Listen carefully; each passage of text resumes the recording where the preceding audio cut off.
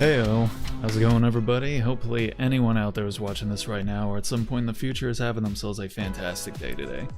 Welcome, my name is Relikai. I'm going to be playing myself a video game on the internet, and tonight that video game is going to be Master Detective Archives Rain Code. I'm never ever going to get used to saying the full title out loud, but it's alright, it's fine. We're going to be doing okay.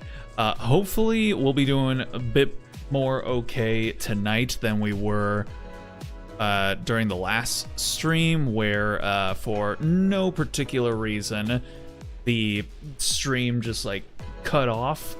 So now the last stream is broken up into two pieces. But you know, what are you gonna do? That's just how the cookie crumbles at some point. But yeah, I'm a little tired today. It's been raining on and off all day long. It's been cold today, and went into the office, and then, yeah, ate kind of late, and so, yeah, things are a little wonky. I also haven't drank enough water today because, unfortunately, my my water filter from my water tank started to go a little off, and so that means that the natural water stank has been seeping into my water, and unfortunately I have now become spoiled rotten off of the particular water filters that I have been using, which literally take everything out of the water. And so now if just like even a little bit of that natural water stank is still in the water, I can't deal with it anymore. I am forever ruined, unfortunately. What's up, Kimmy? Hope you're doing all right tonight. Appreciate you stopping in. Hope all is groovy on your end of things. So yeah, just you know, that's what all happened there. So hopefully as the stream goes on, I'll get a little bit of I will get my second wind, like my streamer wind, and you know, I'll get a little bit less tired, which, you know, is usually how it goes, so it should be fine. Reminder that I am going to be going out of state this weekend to do the Hololive run, and so there will be no streams this weekend. So hopefully you guys enjoy your weekend. Also got to go and get my tires changed. This is gonna be the first time I've ever had completely brand new tires on my car, like, ever. So, I mean, that'll be nice, although it is gonna be a big, fat purchase that I have to do all at once, but you gotta do it at some point or other, I suppose. Sup, Unk, you look great. Thank you. I appreciate you thinking so. But yeah, again, I'm a little bit tired, but I'm okay. Everything's gonna be all good. What's up, Kotsky? Hope you're also doing a good tonight. Yeah, so I don't think there's much else to discuss. I think we'll just go ahead and get into the game here, so that, again, we can get through as much of it as we can before, you know, before everything is, what am I even saying? I don't even know. Let's get into the game so that we can get through as much of the storyline as we can. Why don't we? All right? Yeah, let's go ahead and do that. All right. Ooh. All right. Really? Shader compilation tonight? If you say so. If you say so, Steam. Okay. All right, there we go.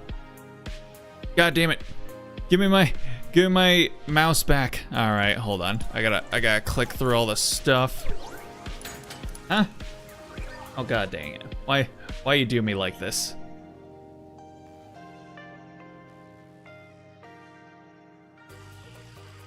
Okay. Thank you. Give me my mouse back. That, and then we're gonna go ahead and kill the BGM. And then... there we go. Now we're cooking with gas. Hey, what's going on, Vic? Hope you're also doing good tonight. Hope all is groovy on your end of things. We are just about to get the game started up here. I've been noticing recently that I feel like the volume of the games has been kind of low. So let me actually go ahead and see if I can maybe fix that a little bit. Output compressor. Maybe we'll put the output gain up just that. Okay. Let's see how that works out. Maybe that'll work out a little bit more. Other than that, I could also just raise up the volume of the game itself as well. Having a panic attack in sleep this morning. Qosic, she drove. Oh god, you went to the emergency room? She was there on my side and worrying. She got me snacks. My parents were freaking out loud. This 36:20. Drinking liquid smoothie, eating chicken salad, and relaxing, and vibing in my. Oh gosh, I hope you're doing okay. That's scary. Hopefully, you know, I don't know what might have done that. I've had an anxiety attack like one time, and I'm fairly certain it was pretty mild. I did feel like I had to leave work early because I was just like, I don't know, I was just like really anxious and freaking out about certain things, and I couldn't concentrate on my work, so I was like, yeah, I need to get out of here. So nothing as bad as having to be hospitalized, but you know, I hope you're doing okay. Hopefully, I don't know, we can just you know, you can hang out and vibe a little bit tonight, and hopefully everything will be a-okay, you know? It's kind of frustrated before because of the Wacom tablet issue when I wasted almost 2 hours figuring it out, but feel better, so all groovy now. Did you so you got it figured out? It's all good? The tablet's working again?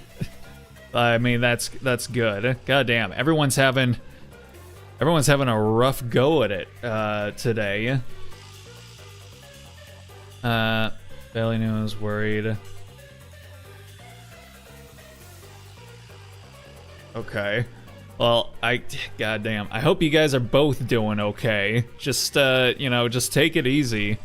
You know, just you know, just breathe and just practice a lot of self-care tonight, you know? Don't just whatever you want, just go for it. All right? If you want what was it?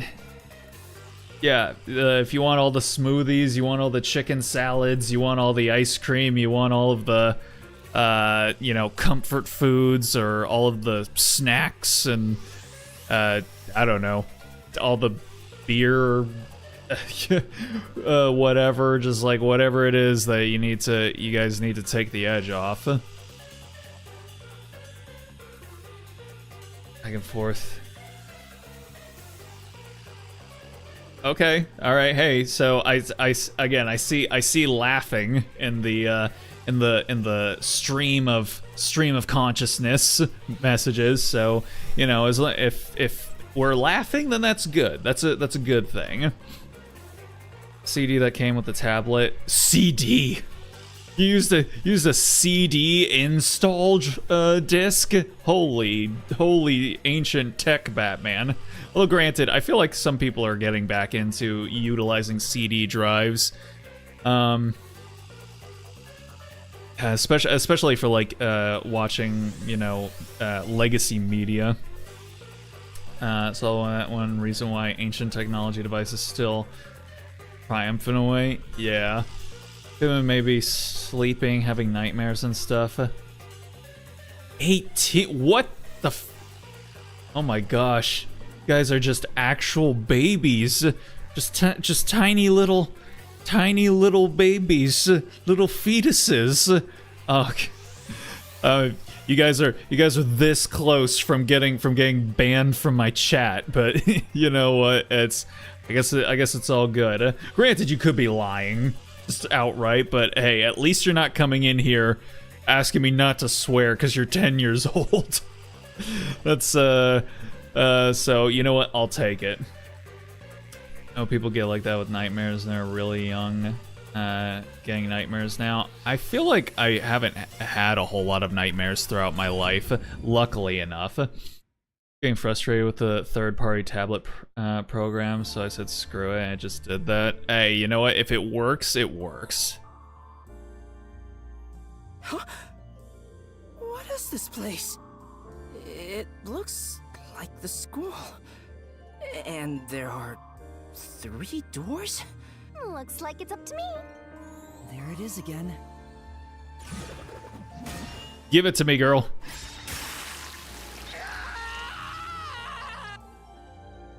How? That actually looks pretty horrific, not gonna lie. Just like the word how splattered across a room in blood. This could kill me. Never mind that. Look. I remember that one chatter that was complaining about the swearing. Yeah.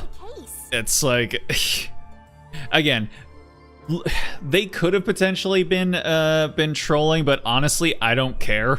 I'm not into folks coming in and just, you know, acting a fool. So even if it was some fucking 23-year-old kid, you know, being like, "Don't swear, I'm 10 years old." It's like I got no time to be putting up with older children's antics either.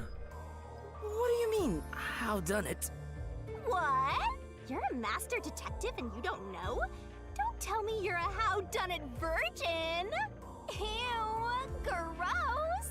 Oh yeah, she was doing like her whole menace RP here. Oh, wait, I know what this is. I was just testing Yuma since he's a trainee. Well, Yuma, did you figure it out? Better than having to ship out 100 or whatever it costs for a new tablet just to keep up with the tablet norms. Huh. How old is your tablet, man? It's about how the crime was done, right? Yep, and once we solve all 3 hows for the crime, the final route, the conclusion of the whodunit, should appear. And who done it is about the culprit's identity. If we figure out how the poison was applied, it'll identify the culprit. Nice. You sure know your stuff. So, which way should we go? We'll probably have to explore all of them, so I'll let you pick the order, Master. I suggest we start with whatever route has the easiest answers, so we can solve it quickly. The easiest answers. How was the poison mixed into the glass? How was the poison brought to the theater hall? How was the poisoned glass chosen? That it seems like they're literally in order of easiest to figure out to most difficult to figure out, so might as well just go, yeah, left to right. Okay. What do you guys got to say? Come on, hurry up and decide. Okay, yeah, not a whole lot of See, hold on. His run doesn't look nearly as bad in his normal model. So how come whenever he's like a girl, he runs like an ostrich? I don't understand. I think my model is a 2015 model. God damn. The ancient days. Are you sure you want to take the how is the poison mixed into the glass route? And don't blame me if you die. That's where I'm going, so you better come along. So, we're gonna solve the mystery of how was the poison mixed into the glass. It's the squirt gun, right? Actually, I was thinking about that. Maybe it's wrong to think the poison was in the glass itself. Yeah? Yeah, the Peacekeeper said the same thing. The poison was only found on the victim's glass. Oh, right. If that's the case, it narrows down the possibilities for how by a lot. But don't let your guard down. Unriddling a mystery labyrinth is never so simple.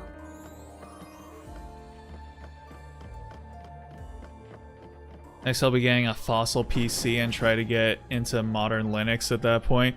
Oh yeah, you're gonna get into Linux? I am now a acolyte of the Linux way, so I can get behind this.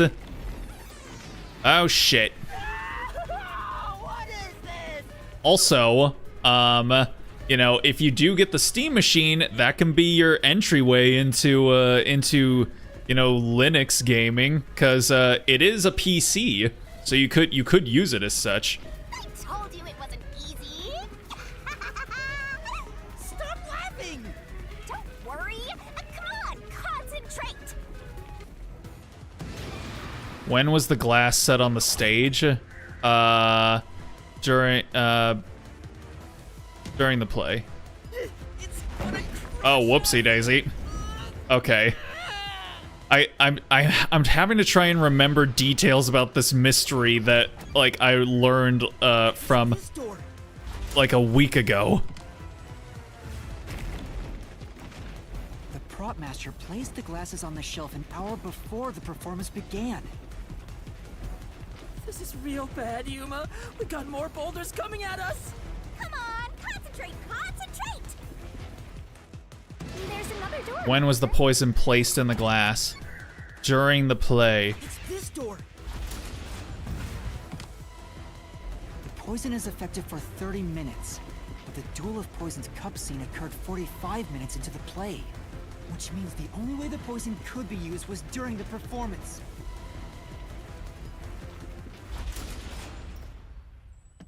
Oh, was that it? Aha, good stuff. I think we made it through. I'm good with a mini PC or whatever as long as I can upgrade the RAM down the road. Yeah, you can upgrade the SSD and the RAM in the Steam machine. I believe the RAM in the Steam machine is going to be SODIMM RAM, so it's like the RAM that you find in laptops, so it's not as easy to just like pop it in and out, but I'm pretty sure it's literally like these two levers that like you slot the RAM into, and then you like press them down, and they kind of like set once they're pressed flat against the motherboard. So you should be able to just kind of like pop them up and then pull the sticks out, put bigger, faster sticks in, and then just lay them flat back down. Which is, and it's also, since you can, the storage capacity for the Steam machine will probably dictate how much it's going to cost. You should probably go with like the cheaper one that only comes with a 512 gigabyte SSD, because I'm guessing it'll probably be like anywhere from $50 to $100 cheaper, and then you can just like get another SSD at some point later on. Granted, while you only have that 512 gigabyte SSD, you're gonna be limited on like how many games you could have on the thing at like one time, depending on what kind of game they are, you know. So you can't be having like, you know, Call of Duty and Cyberpunk and God of War and Last of Us like all just sitting on there at once or something like that. But I don't know, you could have maybe like 2 of them on there. But then you could have like a shit ton of like smaller indie games. Come on, there's no time to slack off. We gotta keep going. So the poison trick was actually set up during the performance. The poison is effective for 30 minutes, but the Duel of Poison's cup scene occurred 45 minutes into the play. Which means the only way the poison could be used. We was during literally just went over this while we were running away from the Stage boulder. The whole time, wasn't it? True. The set was fixed an hour before the play, and the glasses were already set on the shelf by then. So the culprit slipped the poison in while everyone was watching.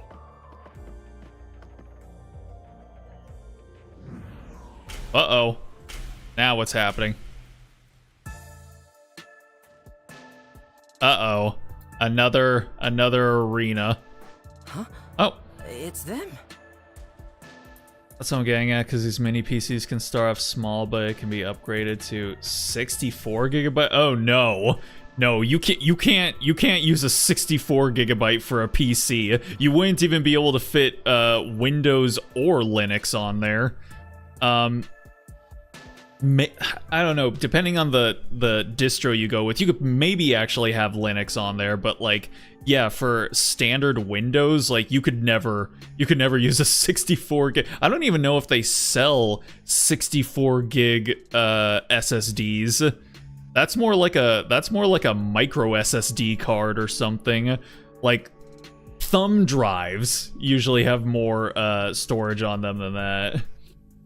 Might get AMD this time rather than Intel, thinking about it. Well, again, like, well, if you get the Steam machine, then you don't have an option. It's going to be AMD.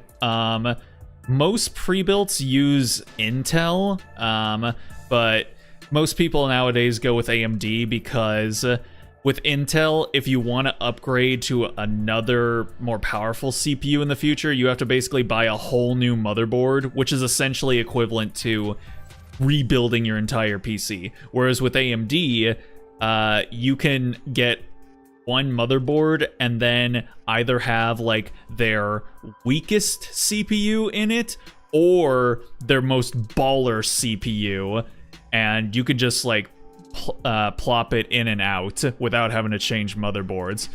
That's why most people get AMD nowadays, and also they just kind of tend to be faster and more efficient. Can pre-build be dismantled still? They're impractical, but still possible. Yeah, you could. Well, you can. And most of them come with standardized parts. Sometimes the GPU and the motherboard might be proprietary, but that's not the norm. That's usually with like Alienware or something like that. And even then, they've kind of phased out doing things like that because everyone was complaining so much about them doing it. The culprit is Varna! There is no other explanation. It has to be her. Why me? Stop making such baseless accusations! Both Yoshiko and Kurane blame Waruna? Stop it! I hate to see girls fighting each other. Unless it's in mud. The only person who could have added poison to the glass was whoever was also on stage. So that means it has to be Waruna. She's the culprit. No. No, no, no! Murderer. Murderer. No, no, no, no, no! What?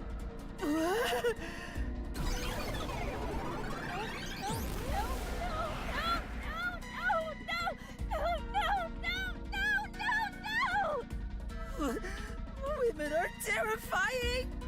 I'm not the culprit! Oh, see, I actually like her updated design, or her Mystery Labyrinth design. Even though I feel like, yeah, they just changed her hair a little bit. But no, I mean, like, they updated her outfit too. It's you! Yoshiko!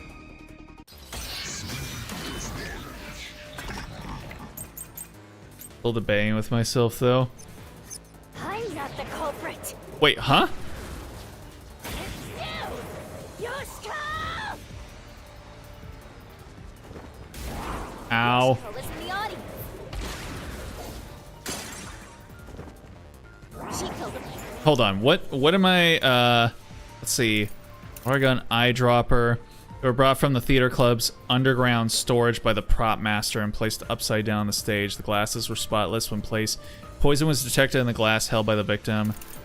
An eyedropper typically... Okay. I gotta like, just, let them rock before choosing which one. Poison.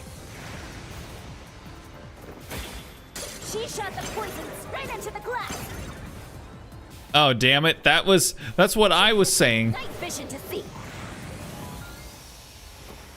She knew when the stage would be dark. So it's possible she prepared for that.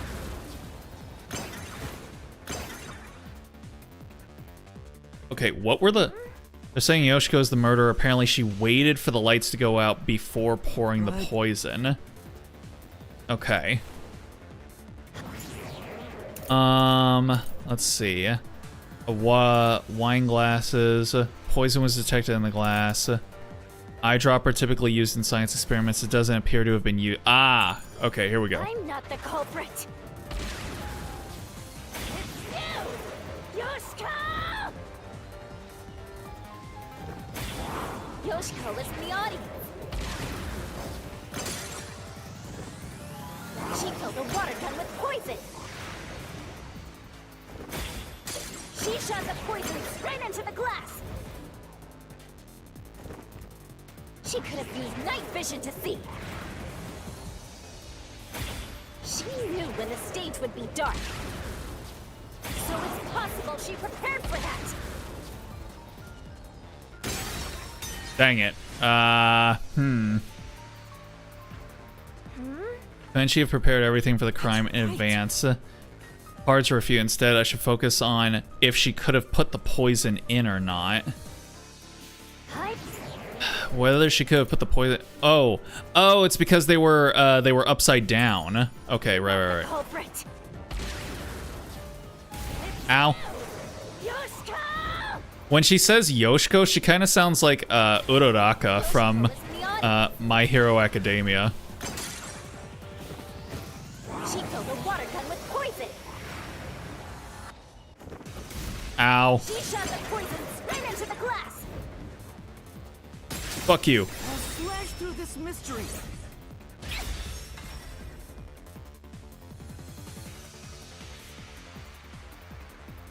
No, the wine glass was upside down on the shelf. Even if she did use a water gun, there's no way she could have done it since the glass was upside down.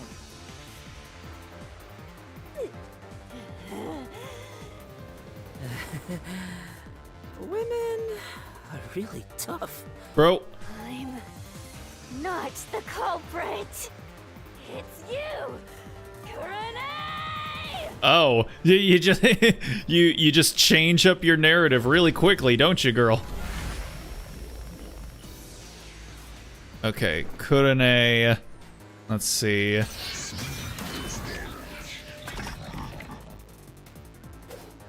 All right, what do we got here? No! No? It's not me! Kurane is the culprit! Wait, I don't even have any refutes that I can make. Poison the glass! No doubt. If it's not me or Yoshiko, then it has to have been Kurane! Wait, My claim doesn't hold up. Oh, I just smack it.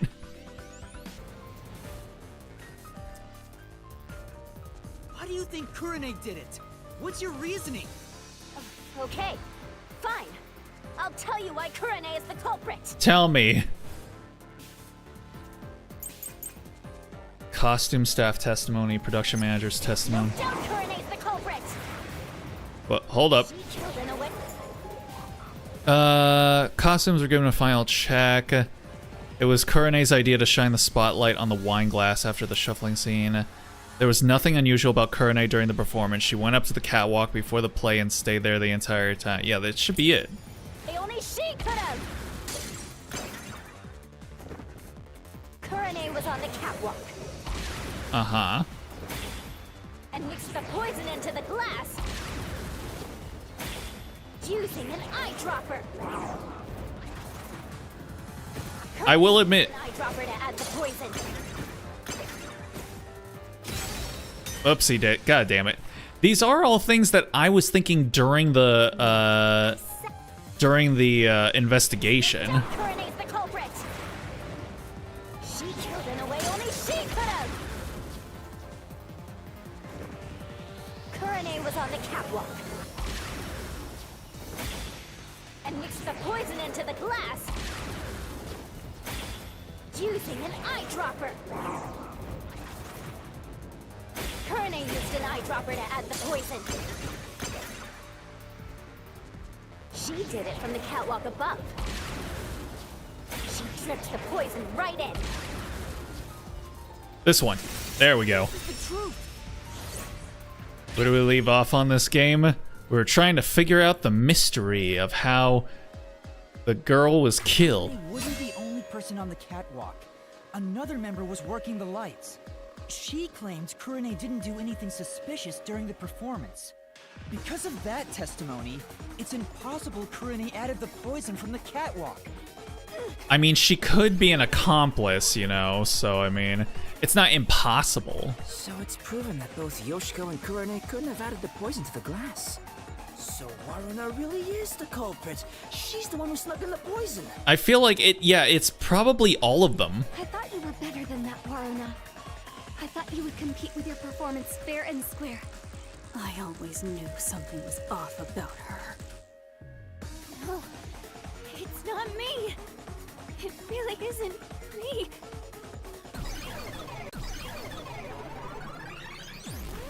Whoa! Liar. Liar. Liar, liar, liar, liar, liar, liar, liar, liar! Okay, I like Kurane's new mystery labyrinth design. I like the big hair bow that she's got. Oh god. God damn. They're just sending me through the ringer on this one.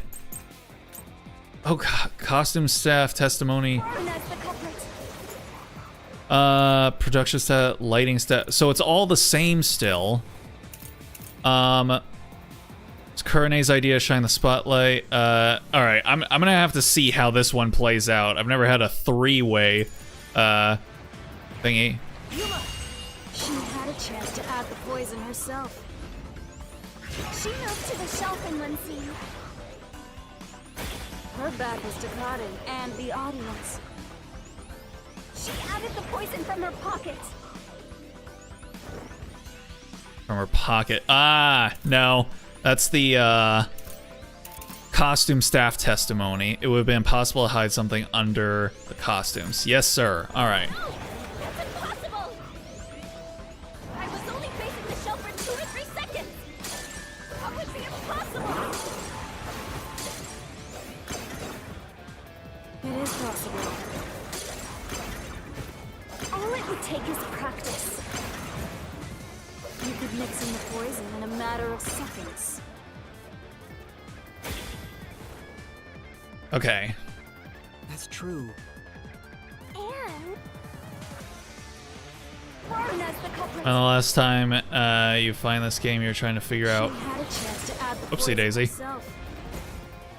She moved to the shelf in one scene. Her back was to Karin and the audience. She added the poison from her pocket. Boom. The truth. You're trying to figure out who was the first. It's like the priest nun. Oh, with the No, Waruna with wasn't considering anything on the her nail, person. The costumer confirmed it. the nail man mystery. Yeah, that was a while ago. Game is confusing. At least Dong and Rampa will make you pull who's the suspect for a trial. It's nowhere more or less confusing than any other Spike Chunsoft games, honestly. Are you not playing Dong and Rampa? I've played Dong and Rampa before. So it wasn't possible for Waruna. I have to wait for the remake of Danganronpa 2 to come out.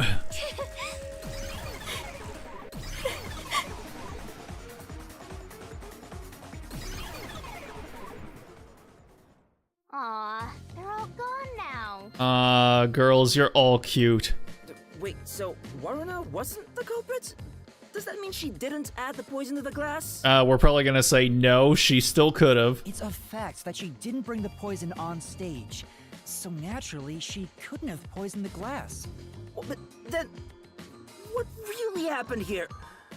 I'm so confused. Let's think about it and keep going. Let's get in there. The scary door. What if I use my disguise to get new information out of the three of them? It's no use. I already did that during the investigation. Oh, you did, huh? It's no Your use. disguise ability is incredible. It's like I was a completely different person.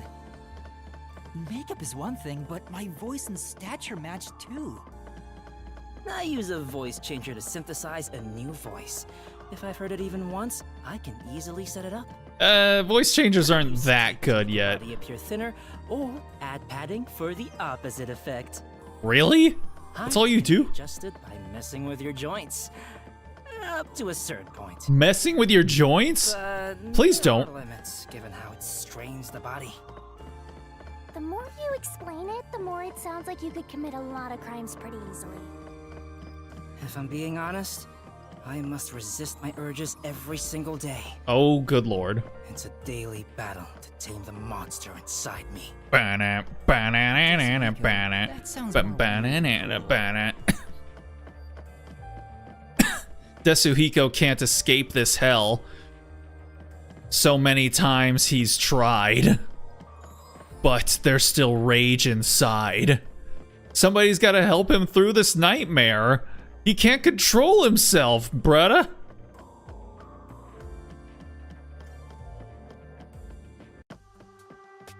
Oh, a dead end. A dead end?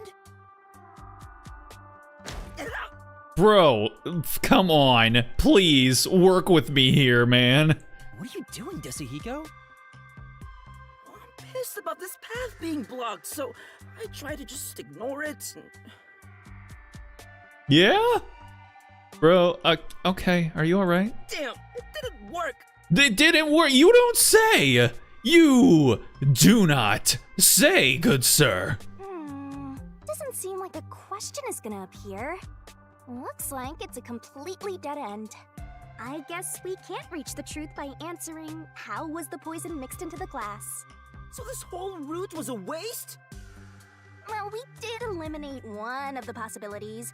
Sometimes the journey is just as important as the destination. Exactly. Read yourself some Lord of the Rings here, Desuhiko. The journey. I like the sound of that. I'll use that for lyrics in my next song. Yeah, you and the exclusive club of every other musician. Anyway, let's use my convenient magic spell to return to where you select routes. What's convenient? Zoom. Hocus Pocus.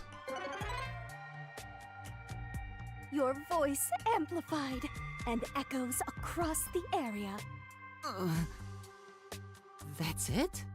Yep, that's it. Now hurry up and pick another one, Master. Damn it! I wanted it to be Hocus Pocus.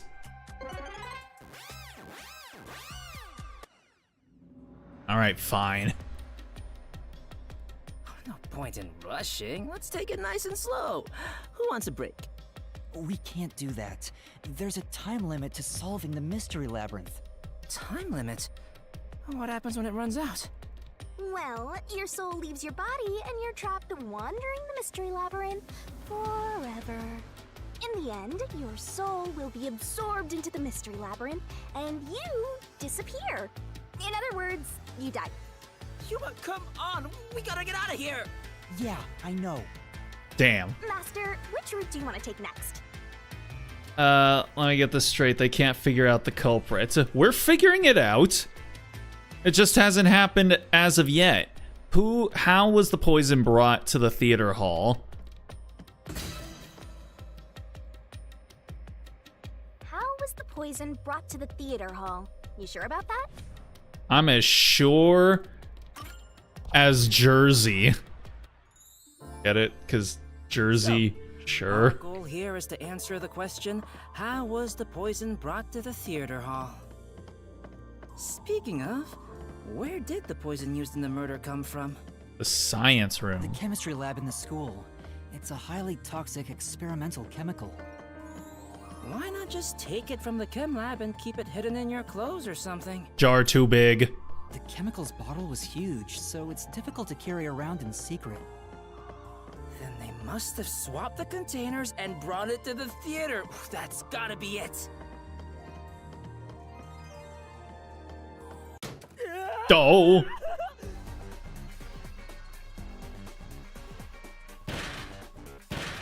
Uh-oh. Whoa. Let's go, short round. Snap out of it! It's time you showed off the fruits of my mentorship! Come on, concentrate, concentrate! What was used to transport the poison? The bottle.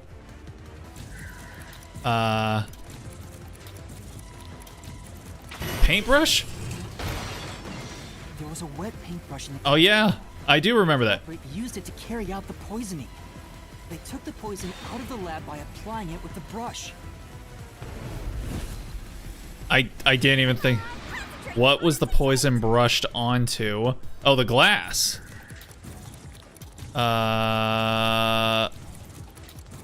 Another glass? The missing glass could be brought to the theater hall without drawing suspicion. The culprit poisoned the glass and brought it to the theater hall. Yeah, it's seeming more and more like Master. what happened to the other glass that everybody was in on the murder. Switched with the used glasses? This way! The culprit replaced the poisoned glass with the prop glass. Oh, I did it. All in one go. Literal first try.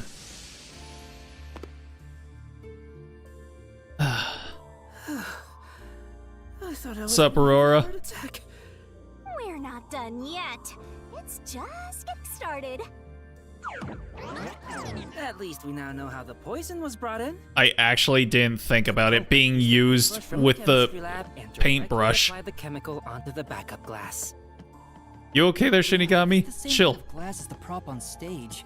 It could be brought into the theater without suspicion. But the chemical is only lethal for 30 minutes, right? She keeps getting If it was prepared before the performance. switched up by 30 props. minutes before the Duel of Poison Cup scene. That's way too late! Right, so how about that, Yuma? Hang on. There is one person who could have brought the poison in before it expired. Yoshiko. Boom, boom, look at her go.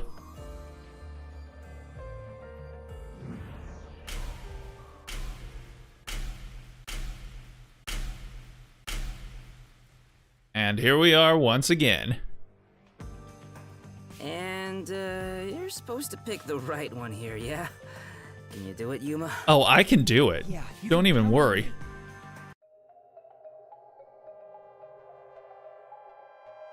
Who could have brought the poison to the stage? I was in the audience the whole time! That is a literal lie. What do the other ones say? Do it from the stage! There's no way I could have done that! I was in the audience the whole time! Boom. That's right. Cry about it, baby girl. It was you, wasn't it? What's up, Alice? Maiden? How you guys doing? Hello, darkness, mild friend. That's me. I'm the darkness. Also, speaking of darkness, no.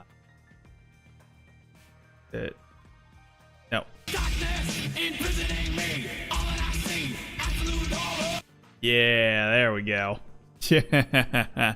That's. I knew that was gonna come in handy at some point.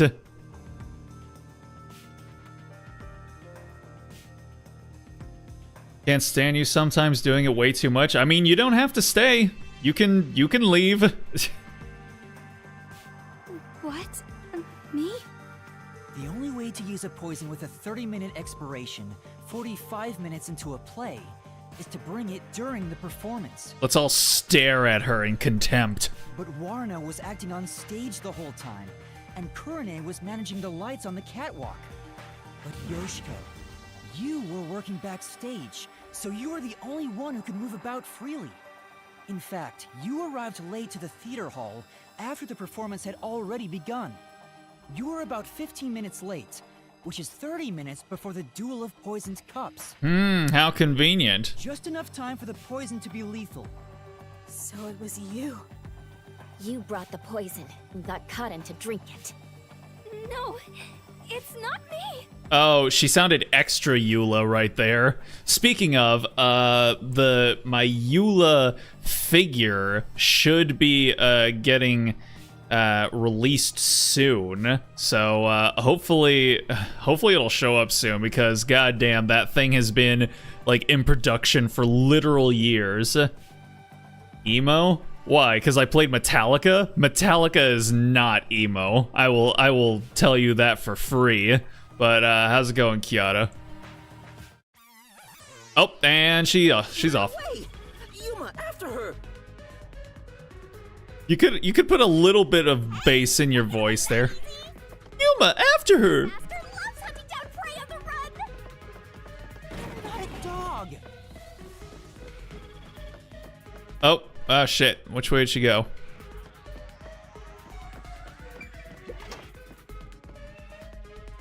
This does look like a Danganronpa classroom.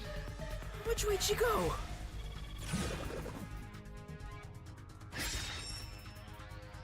What was the glass put into to be transported? A pouch? The pocket of a school uniform? I mean, I don't recall seeing a pouch anywhere. So, I guess the pocket of a school uniform. Oh, I guess not. Alrighty then. Wait, when was there a pouch though? As a production Hey. assistant, Yoshiko always had a bag with her. In it, she carried the glass with poison brushed on. The glass would be small Did she? enough to fit in the bag. When did we learn about that? Besides, she could say it's just a prop. I see. So she prepared for the murder while in her role as a production assistant. Hey, get back here. But you know what? It Oh, doesn't feel right chasing her after little a girl like this. her little fanny pack. I gotcha. Baby girl plotting her revenge. I'm pretty sure all three of them were plotting revenge against one another. Seriously. Hey, time to cough it up. You did it, didn't you? Not me. I didn't do it. Oh boy. Oh, she's starting to crash. You think crying will save you? Well, you're right. You're so cute. Hey, come here. Bro, you need a backup. Knock it off, Yasuhiko! Oh, it's all good. With my kind of charisma, I can make anyone a fan. She might even lead us all the way to our goal. And You always get all the attention, Yoshiko. then the others show You're up. such an ass-kissing bimbo. Were you jealous when Kaden took your spot? Is that why you killed her? Oh boy. Are we doing it again? Yep. Hypocrite! What? Hey, that's way too mean. Even if she is the culprit, I'm sure she has a heartbreaking reason why. Yeah. Even if she is the culprit, she's still cute, so you can't get mad at her. I didn't do it! I'm not the culprit! Oh boy. Do we have to fight all of them now? Oh boy. Don't know who the culprit is? That's what we're trying to figure out here. Divas hating each other, divas behind their backs. Say it ain't so. Oh god. Now we got 4. Ah shit. Direct with you. I'll put on a special show just for you. Hypocrite Yoshiko is the culprit! Only you could have brought the poison. Only Yoshiko! No, no, no! I'm not the culprit! Okay, only Yoshiko. The poisoned glass. And swished out the glass on the shelf. Secretly in the dark. In the dark. I didn't do it! It's got to be something about in the dark. Ana's actions, Yoshiko's actions. Yoshiko always watches the plays beginning to end, but for this performance she arrived late to the theater, sat at the edge of the front row, and didn't leave before the blackout. Kurone was standing on the catwalk. I mean, it's... okay. She didn't leave the front row before the blackout. No one can swap the glasses!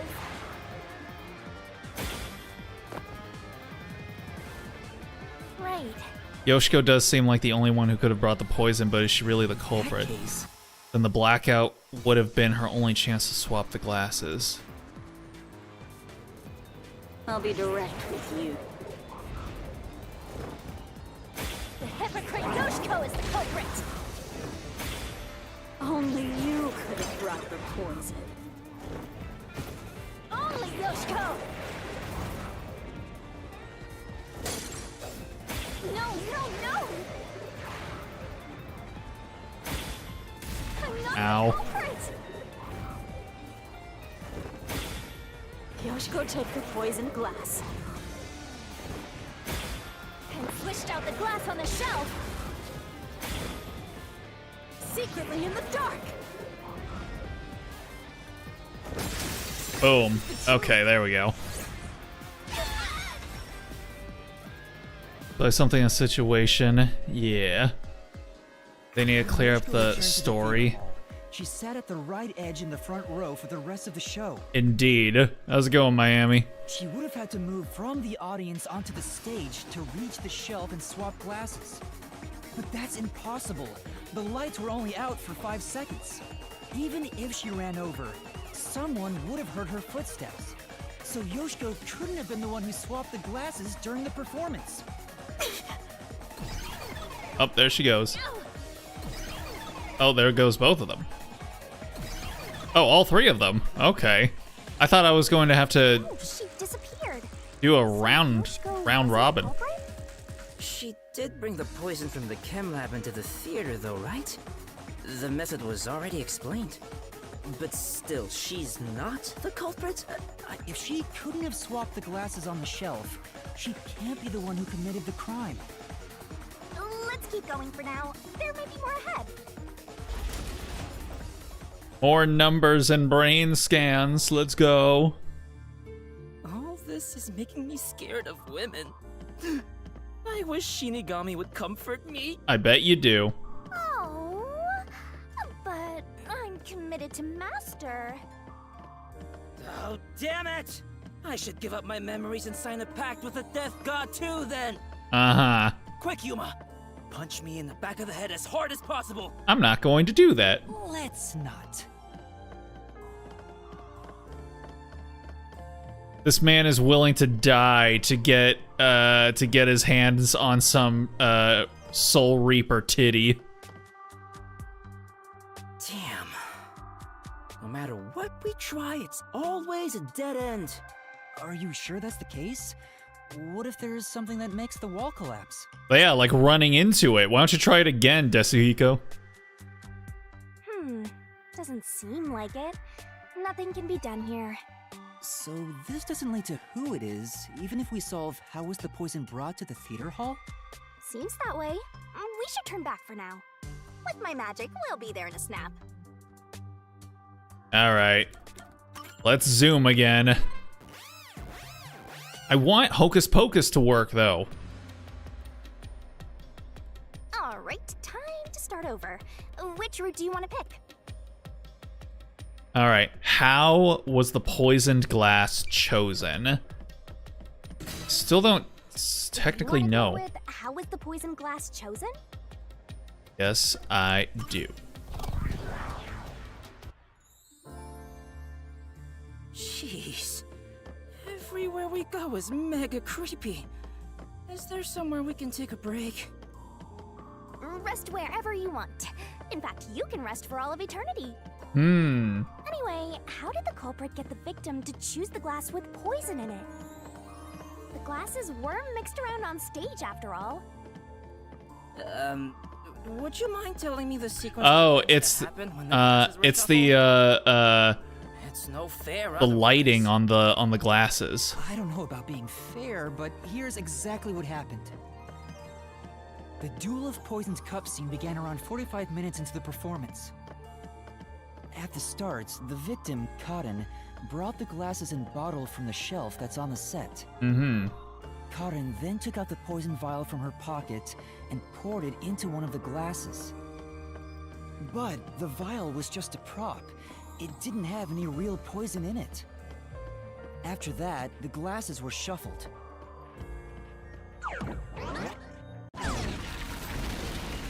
Oh boy. Oh, what's going on here? It's not like we're trying to find the lost ark or something. It's all right.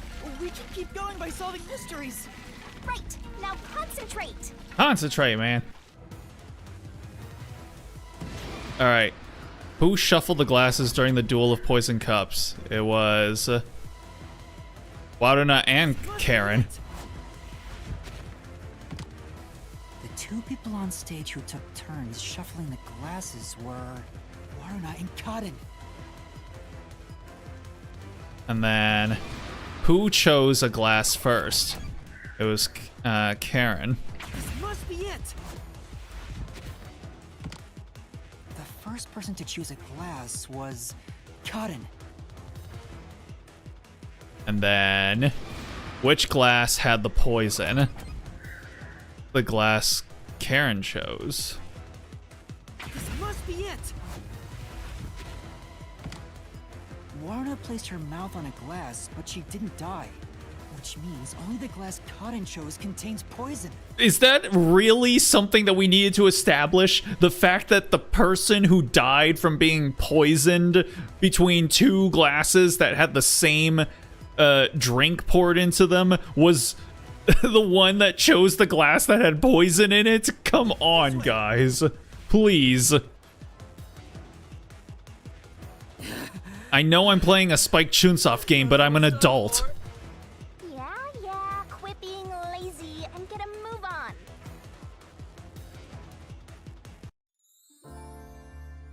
Hey, are you sure that only the glass Cotton took had poison in it?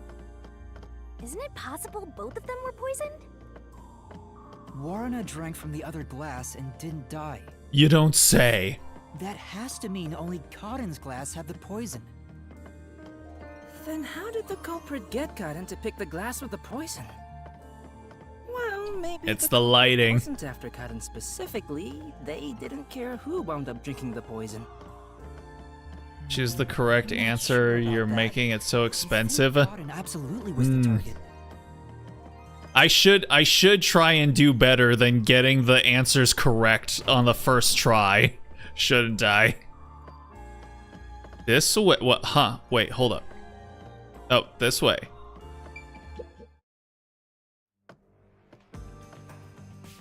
Oh, look who it is.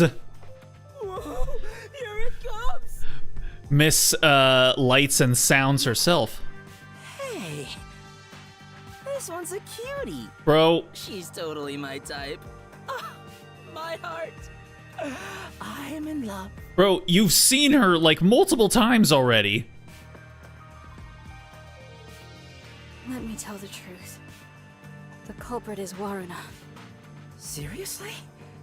Thanks for telling us. Bro, you need to go take a cold shower. You're so gullible. She's obviously lying. You serious? That was a lie? Bruh. It's no lie. Warna knew which glass was poisoned. Either the glass with the poison was filled just a bit higher up, or she marked the right glass beforehand. Knowing that, Warrena prompted Karin to select the glass which contained poison. Prompted her? How? Only the two of them were on stage. She could guide Karin through the scene. Before or after each line of dialogue, she could have easily signaled her with gestures or glances. What? Yeah, that checks out. No, it doesn't. I don't think she's saying anything super questionable. Yes, of course she. What are you, bro? What? Glass? Could this be? Oh, again? God damn. Did Warrena know which glass had the poison? Get it? We have to pick the right one. Girly pop with the big red bow? I'm Yes. counting on you, Yuma. Right. Did Warrena know which glass had the poison? Nope.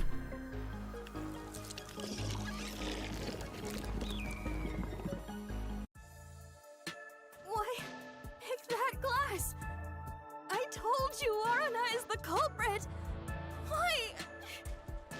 Don't you believe me?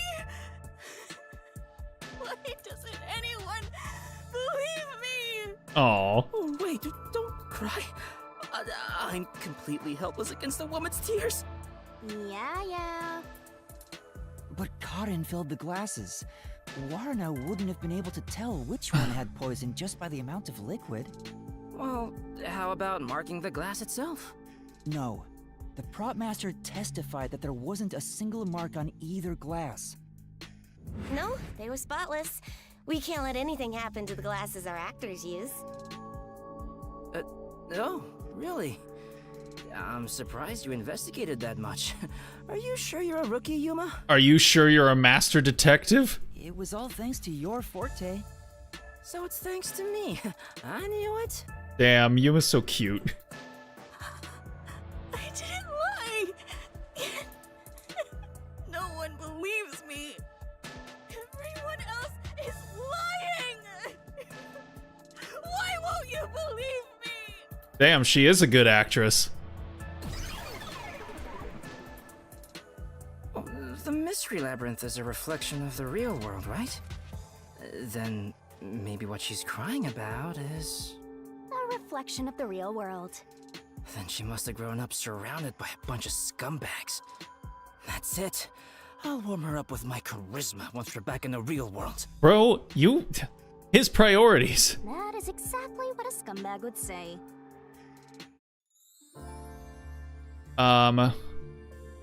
Okay. Now where do we go? I guess this way. Anyway, the two glasses got shuffled, right? So the odds were 50-50. Maybe she just relied on luck. If she hit her target, perfect. If not, who cares? I doubt it. But it's impossible to get the victim to pick a specific glass after shuffling them. Nope, it's not. Man, why did the culprit even do this? It's way too much trouble to pull off a murder in the middle of a performance. That's it. Maybe there's a reason why it had to be done during the play. Huh? What do you mean? What do you mean? What do you mean? Had to make the victim choose the poison glass on stage for some reason. If that's the case, there could be a trick involving the stage itself. Indeed. Don't even know what is truth or lie. Did she fill the poison with glass?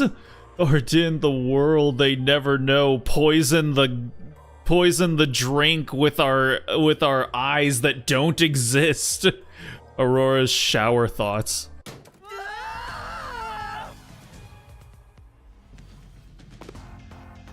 No, we know what the answer is. This is the 5th time she slit my throat.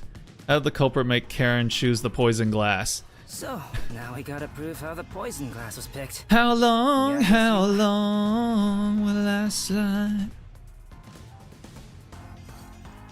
Slitting my throat is all I ever. I'll do my I best. heard your voice through a photograph. Thought it up and brought up the past. But once you know you can never go back, I gotta take it on the other side. How did the culprit make Karin choose the poison glass? With the lights. What, huh? You mean somebody on stage gave the... No, the two of them on stage couldn't. Well, that means this place has nothing to do with it. I chose the light beams. Hold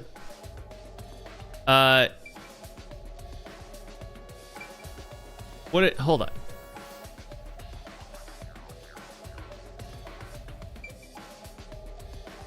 How do I...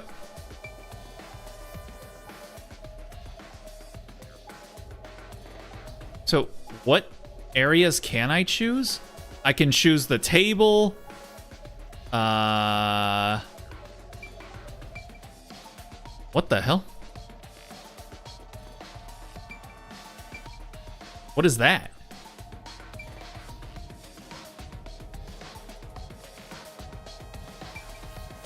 What the? Oh, wait. Oh. Oh, there we go. Okay. Here. Okay, jeez. Whoopsie daisy. This is it. Alright. That's right. The spotlight. I want to be all by myself. Kimmy went back over to YouTube. You guys left her all alone after everything that she went through today? No one could join her on Twitch? All by myself. All by myself. Culprit used the spotlight to get caught in to select the poisoned glass. The spotlight? How? The culprit told Cotton to take whichever glass the spotlight hit first. As a matter of fact, Cotton's script had a note written in her own handwriting. It said, "Take the glass the spotlight hits first." No way! The table was directly under the catwalk with the spotlight. So from here, you could see how the shuffling was done. If you know that much, then it's pretty much solved. Yeah, so again, it's all three of them.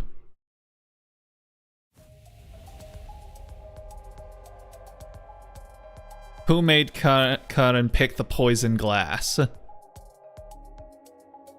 can't be me. It's not me. It's not me. Sorry, baby girl. Get out of here. Someone who managed the lighting during the performance indicated the poison glass to Cotton. Kurane. She was in charge of the lights on the catwalk. And there they go again. I knew it was you. Whoa, what's going on? I always thought you were gloomy and creepy, but I didn't think you'd actually murder someone. On top of that, you used the sacred props from our play. I knew you'd murder someone one of these days. Sacred props. Why don't you take responsibility and just die? Everything would be better if you just disappeared. I didn't do it. I'm not the culprit. It's not supposed to be like this. Why can't everyone be nice to me? Aww. I do kind of feel a little bit bad for her, but, you know. It be what it be. There are witches all along. How many reasoning death matches have we done? Now we have to defend her, even though we just outed her, and now we have to defend her. Let's see. So, yeah, I mean, it's got to be the lighting staff testimony. Not the culprit. Please believe me. Wouldn't have committed the crime. You're the worst, Kurane. You used the sacred stage for murder. You The sacred stage. Didn't you? There we go.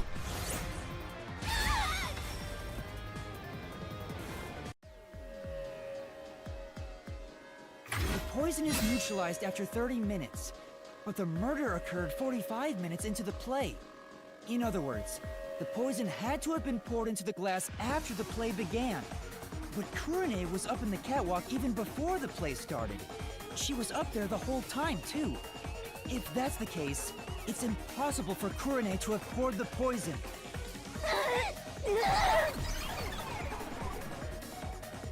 Unless, was there somebody who was aware of all of these little details? Gone. Wait, what's going on? Kurone isn't the culprit?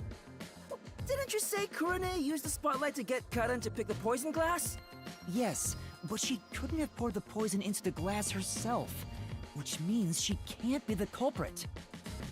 So, who was aware of all of these little details?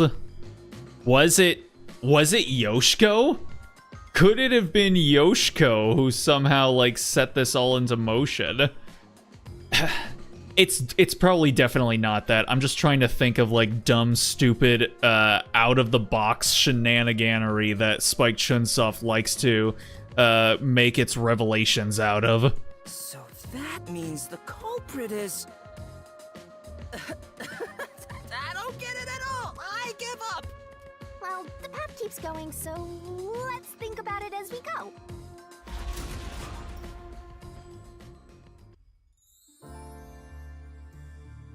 That sword sure is sharp, Yuma. Can you cut through anything with it? The solution blade is effective on anything inside the mystery labyrinth. Anger Master, and he'll cut you in half. Don't do it, Yuma! You and I are pals, aren't we? My man! I'd never do anything like that. I thought he was just going to let it hang silently in the air. I just had a gut reaction to what she said, you know? Ugh, we could have threatened him into becoming Master's loyal slave.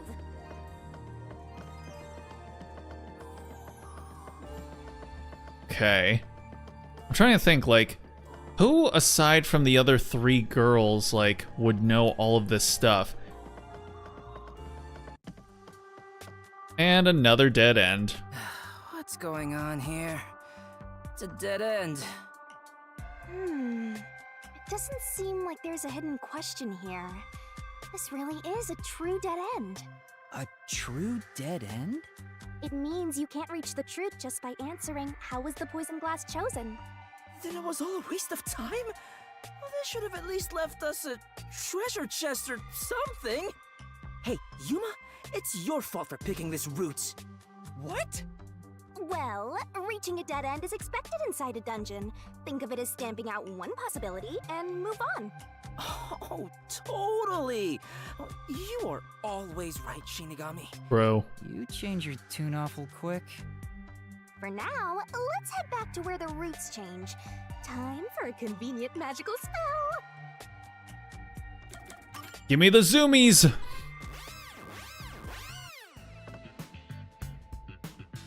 Alright, we answered all the shits, so...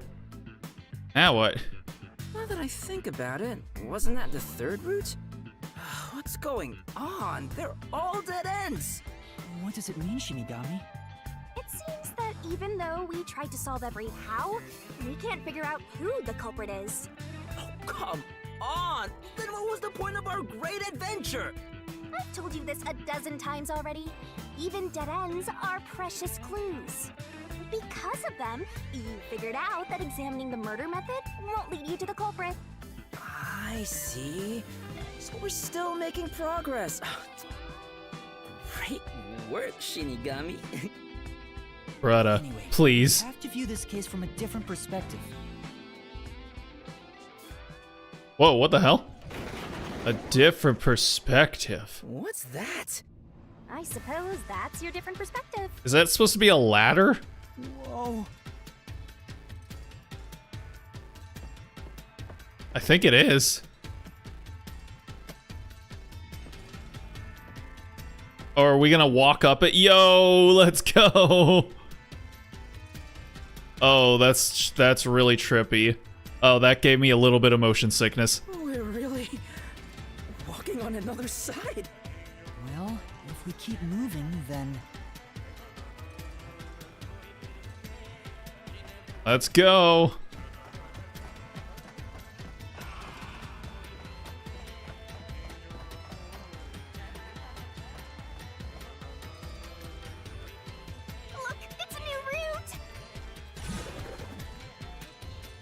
Holy 7 times, Batman. Why did the incident happen? Now we're finally asking why. Fun. Why are you jealous of this? The question is, why did this happen? I guess we're on the why done it route. Wait, did White done what now? It's about the reason why the case occurred. Meaning, this is the route where we seek the motive. Now my thing's not glitching anymore. Oh, on Twitch? Oh. Yeah, Twitch doesn't like Chromium browsers, weirdly enough, which is interesting considering the fact that Chromium browsers are the most common type of browser. This ain't the Matrix. It kind of is, honestly, though. Where the dodgeball, it's just like in the Matrix. Looks like we need to focus on figuring out the culprit's motive from here. Yeah, I know cases always deal with motive, but wouldn't it have been better to start with this route from the get-go? Well, we only know this route is important because we cleared out the how routes. I mean, I feel like the motive behind every murder is probably important. That's how it goes when it comes to solving mysteries and dungeons. Oh, sorry, I guess that's how it is. You're absolutely right, Shinigami. Bro, nobody likes a fucking simp, and I say that as a certified simp. Let's keep going for now. My unpopular opinion, Rick and Morty needs to end. 7 seasons is fine, but they're giving the president a spin-off. It's crazy. Isn't he voiced by Keith David? I can understand the instinct to want to give Keith David a his own spin-off series, but yeah, I'm not a huge Rick and Morty fan, so I'd be fine with it ending. What kind of person was Cotton anyway? Was she cute? Whoa, this is pretty trippy. Yes, but more importantly, she was next in line to be star of the theater club. She was considered to be the best actress among the club's current members. Oh, that's so crazy. So the I like this effect. Yes, 'cause she was so popular. They killed Cotton so they could become the star instead. No, I don't think it's that simple. Oh, it's doing weird things to my eyes, though. 6 months ago, the leading member of the theater club also died in a separate case. Top actresses dying one after another? Is their club cursed or something? The name of the student who died was Aiko. Her death was ruled a suicide by jumping off the school, but Kurumi doubted that was the case. Kurumi, huh? She's alright. What? She's cute. Anyway, I doubt it's a coincidence for people to die in such quick succession.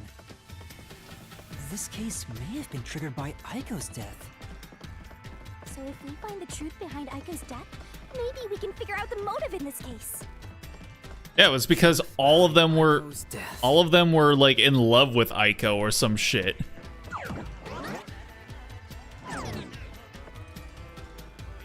Hey, look! Oh, it's her. Doing a husk from yeah, he's in Has-Been Hotel as well. This is my hot take through the show needs to end. Yeah, no, I haven't. I liked Rick and Morty for like the first 2 seasons or so, and then like the fandom for Rick and Morty just really turned me off to it. After the whole Szechuan sauce thing happened, I was like, I don't want to associate with this show anymore. And speaking of Has-Been Hotel, I think I'm actually going to start watching it. Like, I mentioned that, you know, I was really into the show before it got picked up by, like, A24 and all of the voice actors got tossed aside and before the show actually came out. But, yeah, I don't know. I think I'm finally maybe ready to try and start actually watching it. But, I mean, hey, you know, I may not have been watching Has-Been Hotel or Digital Circus or whatever, but I did watch Knights of Guinevere, which I'm assuming is going to be the new obsession for all of the children. So, hey, I'm in on the ground level on this one at the very least. That was the most embarrassing event I ever seen, and McDonald's has to play along with it. Very long line outside the McDonald's in LA. Yeah, and I mean, like, just the... I remember when that happened, and I saw that video of that guy who, like, you know, jumped up on the counter and starts going like, I want my Szechuan sauce! I want my Szechuan sauce! A pickle Rick! A pickle Rick! Ree! And then he starts like freaking out and like just absolutely, you know, just going nuts all over the floor, and before running out of the store. And I remember just like saying, like, this is the most annoying, embarrassing, stupidest thing I've ever seen. And someone replied to me saying, you know this is a joke, right? And I'm like, oh, was it now? Oh, pardon me. I thought he was being an obnoxious jackass on accident. I didn't realize it was on purpose. Oh, that makes it all better then, I guess. So, yeah, just, fucking children. That was a guy who feel ashamed of myself for crying over sauce. Yeah, and, you know, it's... A lot of them, like, on one level, it was kind of like the Szechuan sauce in the show was supposed to kind of be like, you know, and that, again, that's where the whole notion of, like, nihilism being inextricably linked to jackasses essentially came from, because, you know, in the show, like, Szechuan sauce was supposed to be like a whole like metaphor for nihilistic, the lack of meaning in life. You could make the meaning of life Szechuan sauce. And so when they go out and they like actually make a real Szechuan sauce, and then, you know, people treat it as if it's the most important thing ever and they have to have it, then I don't know, man.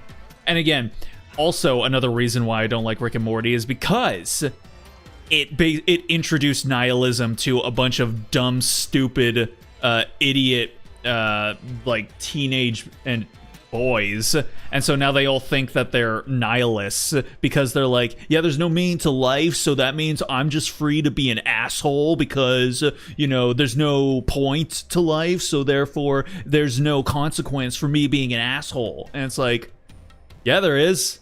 Right now, I can call you out for being a fucking asshole. You fucking asshole. So, yeah, it's dumb. Is that Aiko? Whoa, she's cute too. Let's go talk to her. She's about to get a taste of my full and undivided attention. Ooh. Oh, I don't like that. I really did not like the phrasing on that one. You can already tell women will be his downfall. Oh, I like her sprite right there. Look at that those eyes on her right there.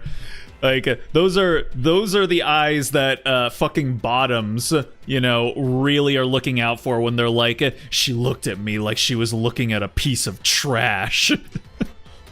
Justin Roiland effed up big time. Yeah, Justin Roiland was also a douche. I don't even know what he's possibly up to now. Yeah, it's weird. There was no like Vic Mignogna moment for Justin Roiland now, was there? Dan Harmon was a creep to his coworkers. Yep, that is also the case. Both of them were kind of a bunch of a dynamic duo of douchebaggery. Oh well, it's not like you're any better off with yours truly, Master. Wait, say what? What is that supposed to mean? Oh, and she's off. Okay, then.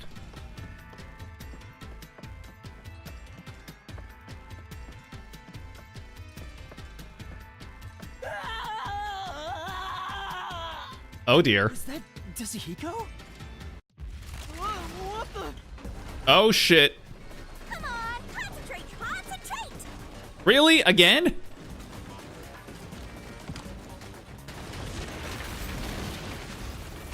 Yuma, this is bad.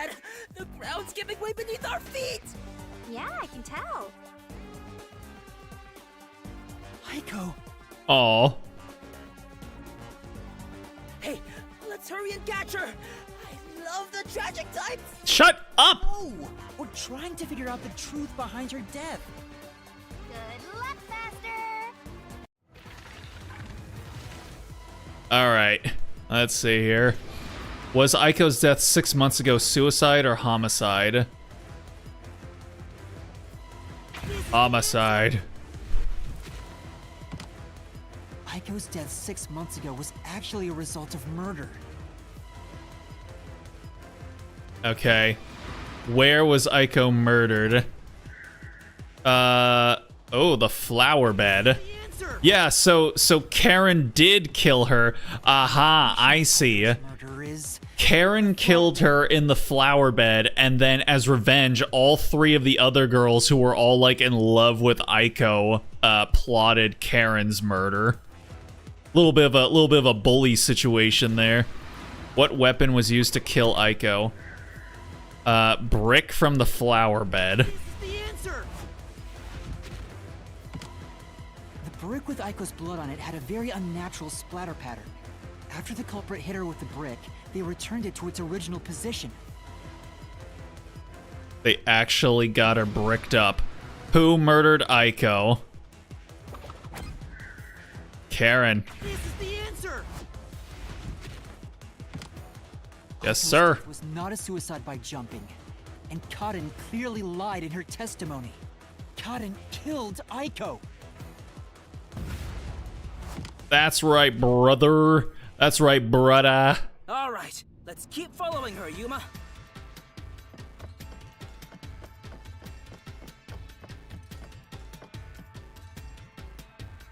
I can tell Aiko's death wasn't a suicide from the evidence photos. Her shoes were neatly placed on the roof, but there was dirt on them that looked like it came from the flower bed.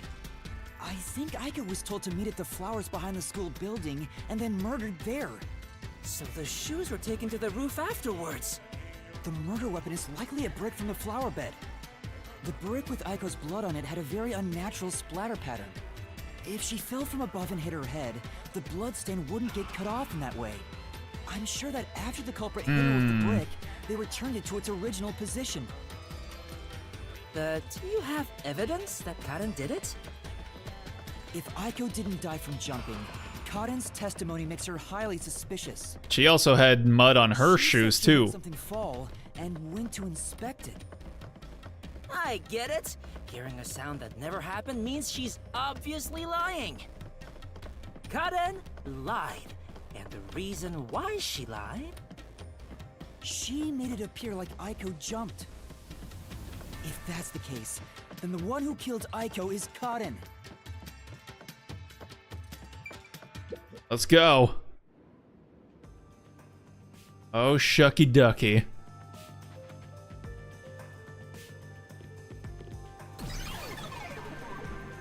She disappeared?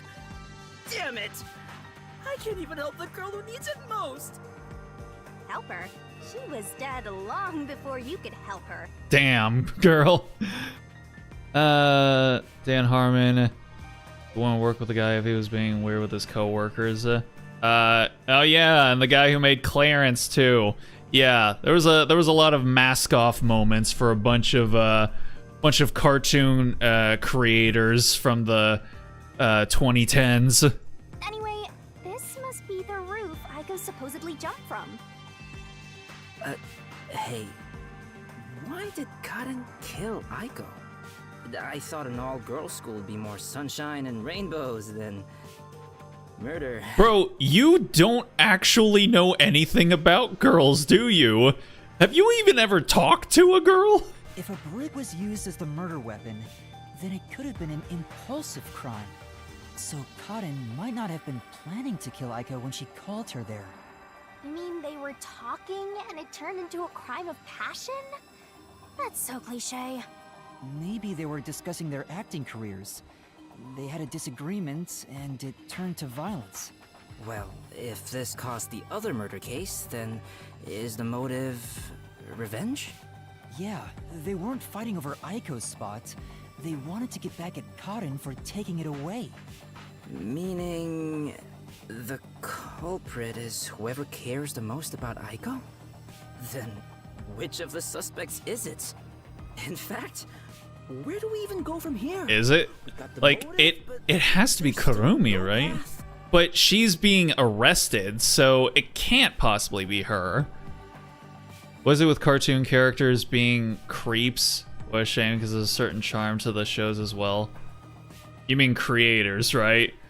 Some of them, not all of them, of course. Yeah, and I mean, even outside of that, there was even, you know, like, Community. Dan Harmon created Community, and that's a pretty fun show. But yeah, unfortunately, it's not like the good old days, Vic, when we had, you know, Gendy Tartakovsky and Craig McCracken and Lauren Faust and, you know, all these cartoon show creators that were just cool. Granted, we had Ren and Stimpy, so you know. But hey, for every you know, creator of Ren and Stimpy, we have a creator of SpongeBob, so you know, it evens out kind of.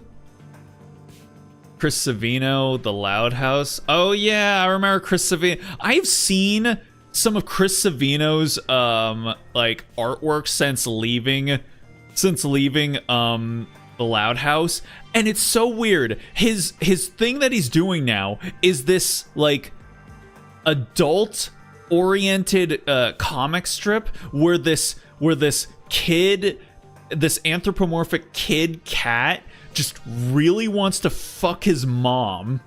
Like, his mom is hot, and so he wants to fuck her. And that's just kind of the punchline of the series. I'm like, bro, like, what? What is the joke? What is the elevator pitch here? It's literally just an anthropomorphic cat child who wants to have sex with his anthropomorphic cat mom. Who is this for? I think it's just for him. And I mean, hey, listen, I'm not gonna kink shame, but I mean, like, it's very, I don't know, it's an odd thing to go from something like, you know, mainstream you know, children's animated TV show to just this really like freaky kink filled, you know, comic strip. Yeah, well, like, whatever, man, you do you, but it's a very hard left turn. Why am I not surprised? Loud House connection was a coincidence. Yeah.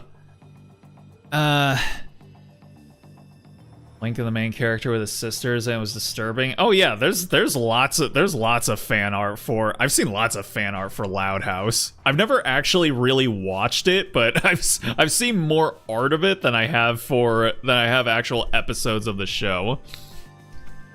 Loud House Rule 34, no surprise there. Oh yeah, no, it is a very healthy tag. This is different from the other dead ends. I think there's a mystery around here. Something must be hidden here.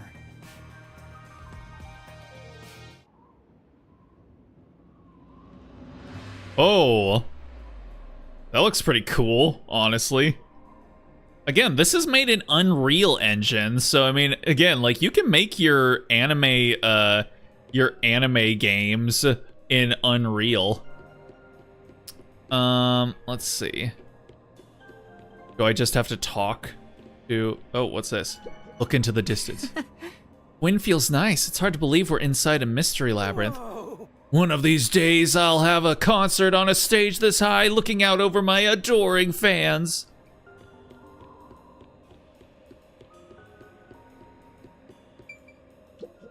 This place. So high up, we're above even the clouds.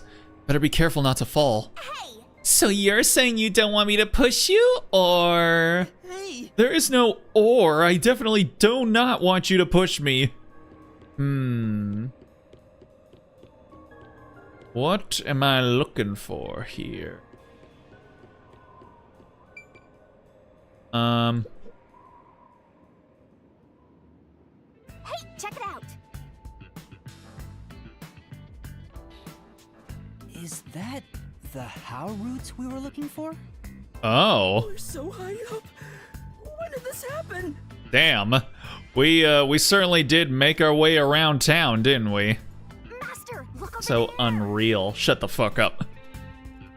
What's that? It doesn't seem connected to anything else. Ooh, it's like a garden. Which means that could be the Who location. So the true culprit is over there then?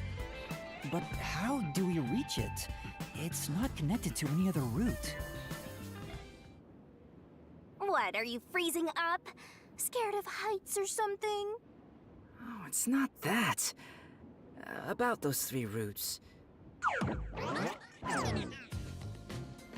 Uh-oh. Is he about to, like, pull up clutch? Ben? You carry that around with you all the time? Of course. Who knows when I'll be asked for my autograph? Done. Isn't it perfect? I'm just as good at drawing maps as I am at remembering a pretty face. This is the how roots when seen from above, right? Well, this is a dungeon, right? So maybe there are some secret paths in here. Secret paths? See? If you look at it this way, doesn't it all seem like the same road? You're right. The 3 how roots are connected into a single route all the way to the Who room. The Who room in Whoville. Wait, all 3 are connected? Yeah, again, all 3 of them killed Karen. That's it! I think I've got it! That's the hidden truth behind the how route. There's only one explanation for how the victim could have been poisoned. What? Seriously? Yeah, by their powers combined. Not bad. You finally made yourself useful. Uh-oh. Yay! Shinigami complimented me! Oh, God. I love you, Shinigami! Wasn't I a good boy? I deserve a treat, right? Bro. He is a fucking VTuber chatter. If you think you've got this, I'll back you up. Lay it all out. Uh-oh. Oh, here we go. This again.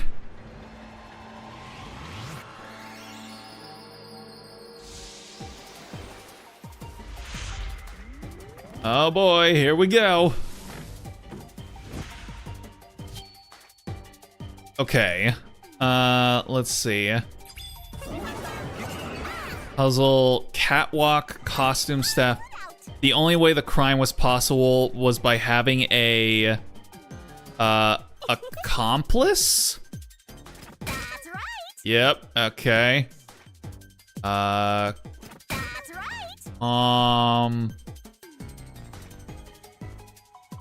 Go, go, go. Pull, wow, shit. Bliss. Dang it. There we go. Nice. Didn't even have to have her puke.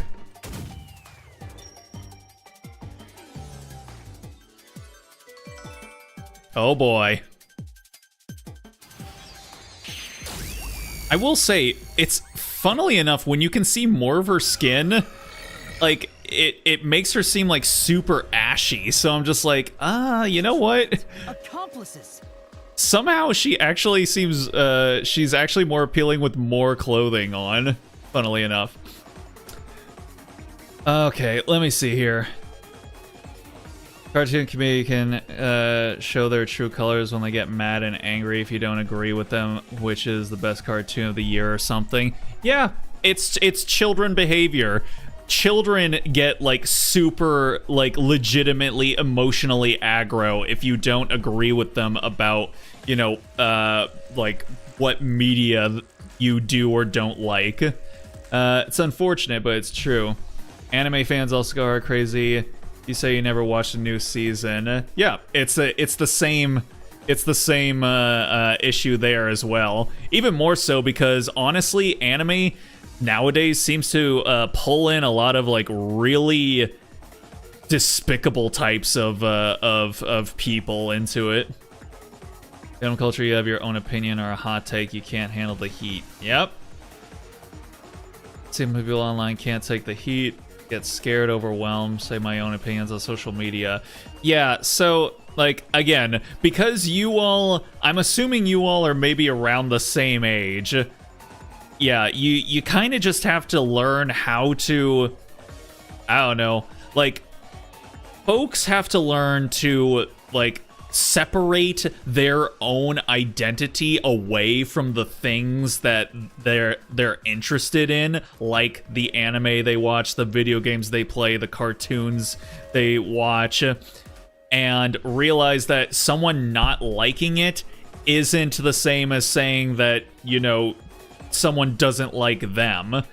Conversely, you know, learning how to, you know, state your opinion, and if someone gets, you know, really aggro with you, just learning to let it go and not care about what this random person who you've never seen before and you're never going to interact with again has to say is also really important.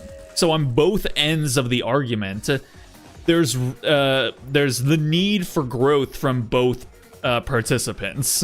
So, you know, it's you know, it's all about that growth, baby. That's what we're all after. And Phantoms will be open for a can of whoop ass. They could certainly use one, it seems. People have main character syndrome. Tilted if you don't agree with them. Normalizing anime was a mistake. I miss when it was underground and pretty nerdy. I mean, yeah, but it's just a fact of life. I mean, I feel that way about, like, the Persona series. When Persona 5 came out, suddenly everyone was, you know, acting as if they've loved Persona the entire time. But I was there, all right? I was there in the PlayStation 2 Persona 3 days, all right? I'm not one of the elder gods who played, you know, Persona 1 and Persona 2 on the PlayStation 1, but, you know, I definitely have more experience with Persona than the folks who got into it just at Persona 5. And a lot of them only got into it around, like, Persona 5 Royal. So, you know, there is that hipster aspect of myself that's like, you know, don't cite the deep magic to me, witch. I was there when it was written. But, you know, at the same time, I also watched a bunch of reaction videos from when Joker was announced for Smash Brothers, and there was a part of me that, like, felt a warm, fuzzy feeling inside of me at seeing all these people genuinely so excited and so happy that a Persona character was gonna be in Smash Brothers.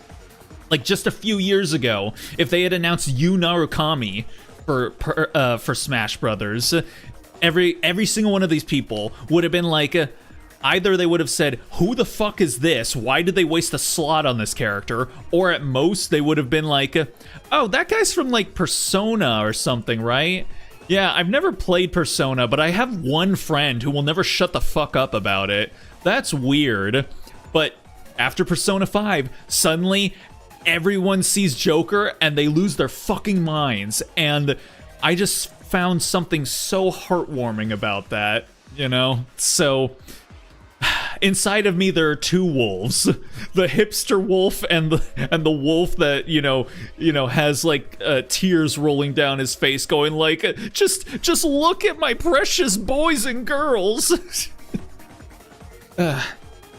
Stop giving a damn what self-righteous people say on social media. Yep, that is the only healthy way to be able to engage with social media. Used to feel self-conscious when someone hated something that I like, but now I don't really these days. Yeah, cause now we're both old men, Vic.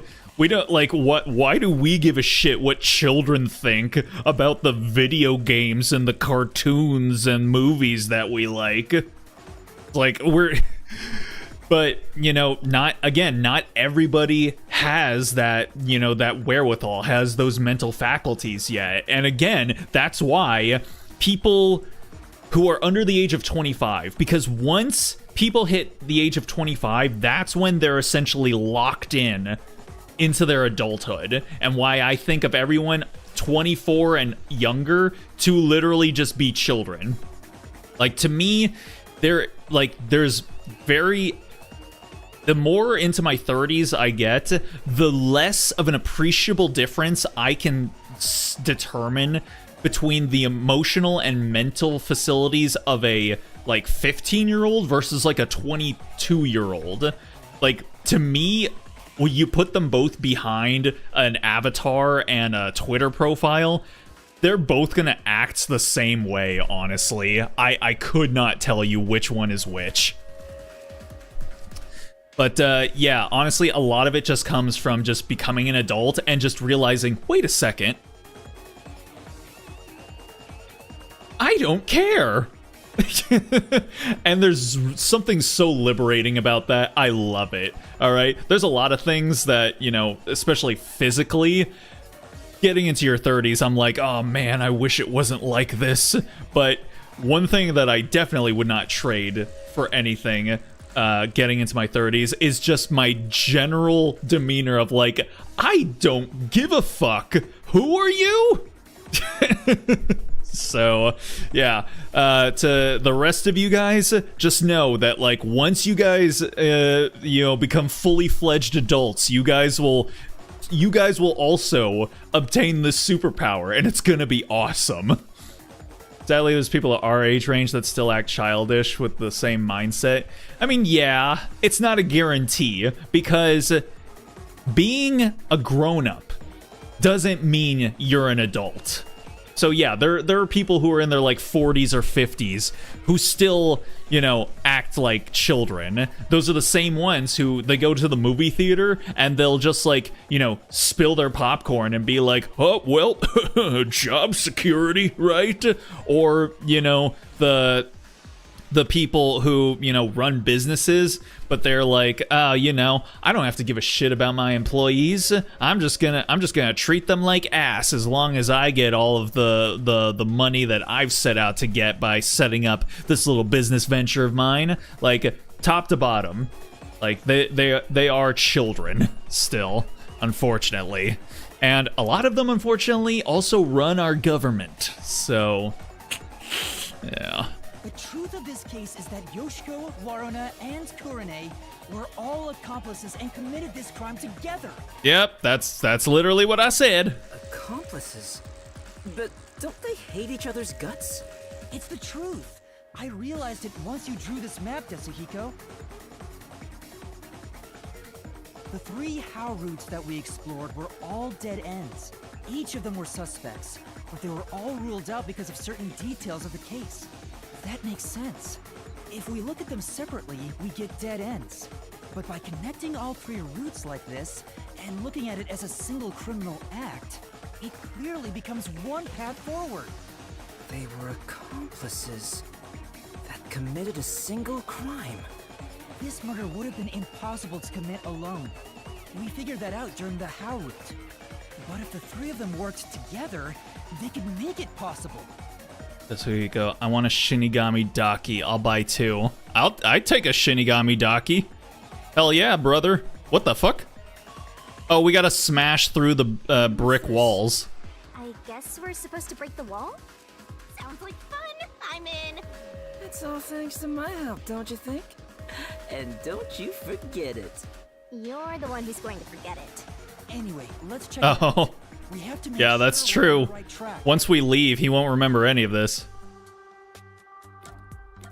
Kamikaze!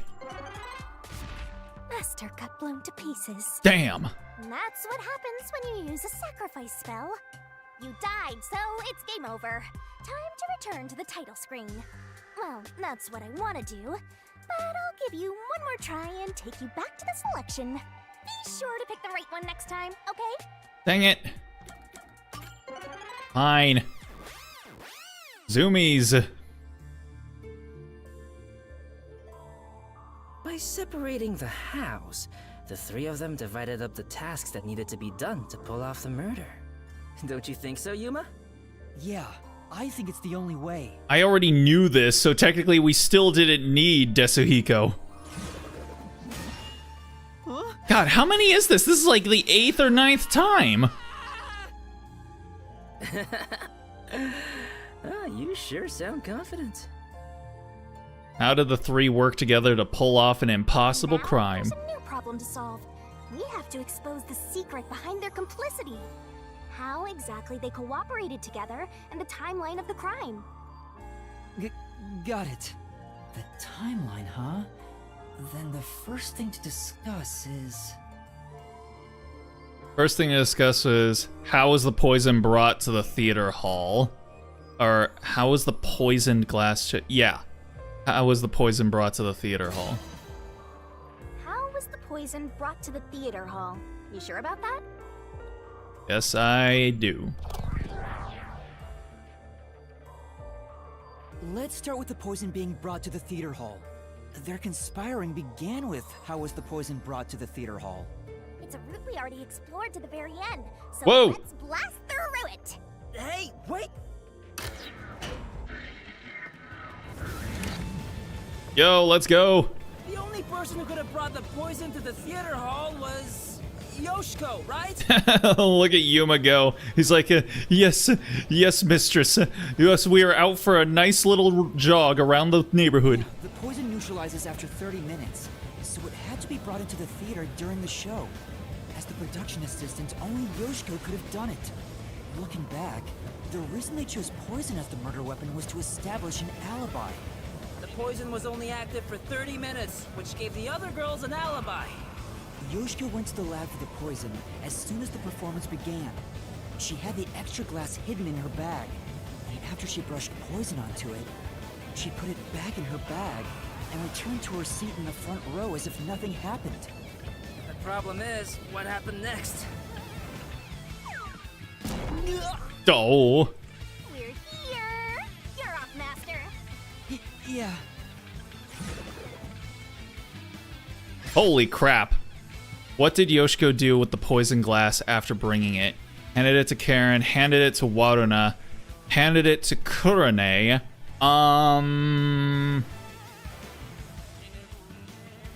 Yeah, she had to have handed it to Kurane because, well...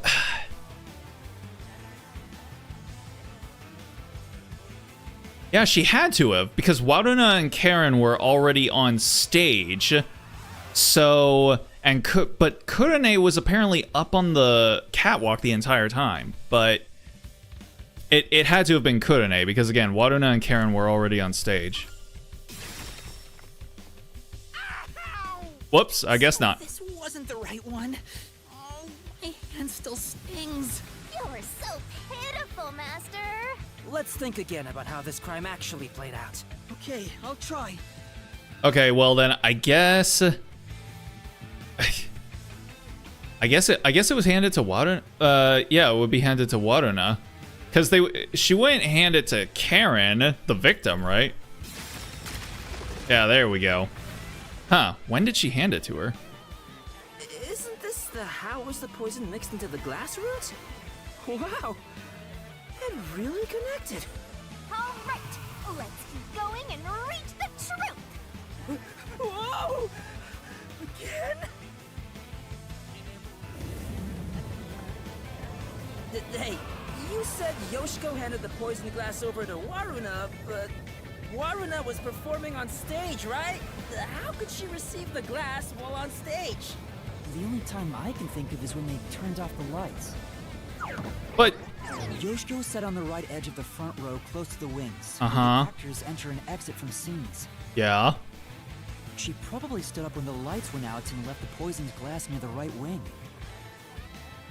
Even if she couldn't get on stage, she could at least do that within 5 seconds. But when people have heard Waruna? Waruna picked up the glass and hid it under her costume. The costume check happens before the performance, so she got around that by receiving the cup during the performance. But they both did all of that within 5 seconds?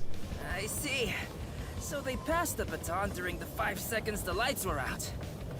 The two of them must have rehearsed it as much as the rest of the play. But what happened after that? Suppose Waruna did get the poisoned glass. How did she swap it with the real glass while the play was still ongoing? A few moments after the blackout, there's a scene where Waruna approaches the shelf. It only lasts 2 or 3 seconds, but Waruna's hands on the shelf are completely hidden from the audience. At that moment, Warner could have switched out the original glass with the poisoned one. So they used the play itself for their seemingly impossible crime. Talk about guts. This is something only thespians could pull off. Lesbians? Say what? Shinigami? Isn't there a safer way down? Nope. Master, hurry up and break this one down too! Right. And again. How was the poisoned glass chosen? With the lights. Kurone guided it to it.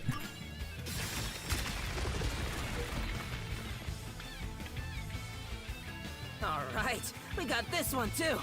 Only a bit more! Let's keep going! Wait, can't we take a break? We have a time limit here, boy. This is the final one. It's the how was the poison glass chosen bit. From here, it's exactly as we solved it before. Kurone told Karin beforehand to take the glass the spotlight hits first. And then, after confirming the poisoned glass from the catwalk above, the spotlight was pointed directly at it. Why would Karen listen to her, though? And that's the method behind the murder weapon. Method? Sounds more like madness if you ask me. That solves this mystery. We've almost reached the truth. Seriously? That's terrible. Huh? Why? Because I haven't gotten Shinigami to fall for me yet. That's not gonna happen, even if you stay here for 100 years. In fact, I basically hate your guts. Damn.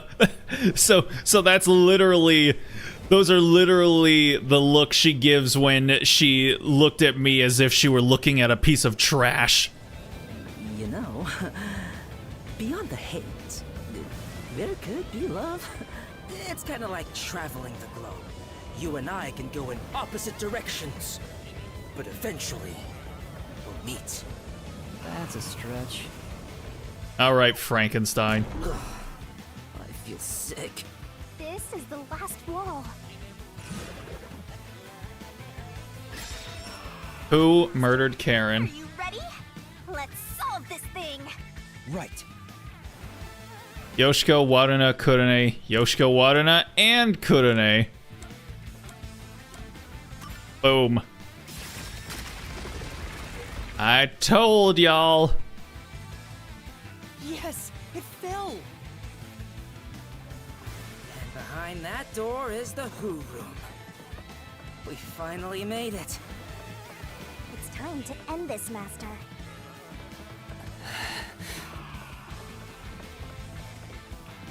What was that sound? Was that Desuhiko or was that Yuma?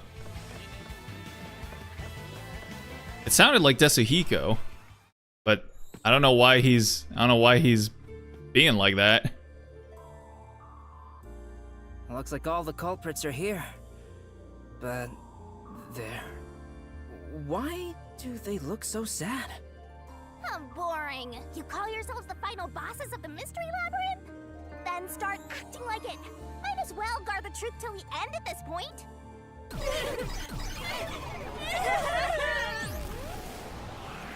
Oh. They're...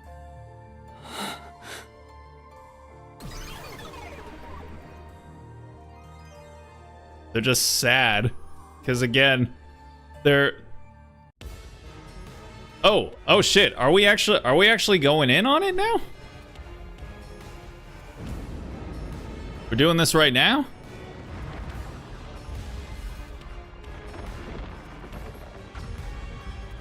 Okay. All right. I'm still not great at this, but I'll try it. I'll try and make it work. All right. Giantess Shinigami time again. Holy hell. God damn, I forget that she does that every time. I can't believe somebody hasn't exploited that yet. She's gonna do her silly run. Let's do this. Oh lord, she coming.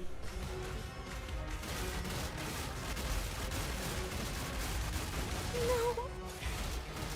Shit. No, there weren't any accomplices. Neither Warna or Kurone. Stop. I don't think we will. No reason for us to team up! Destroy the wall with a solution key. Hold up. There's no reason for us to team up. Poison properties. Two-shot, Yoshiko's actions. This one, I guess? Come on! There we go. You did it, Master! Yeah. Yeah. Let's do it, Master!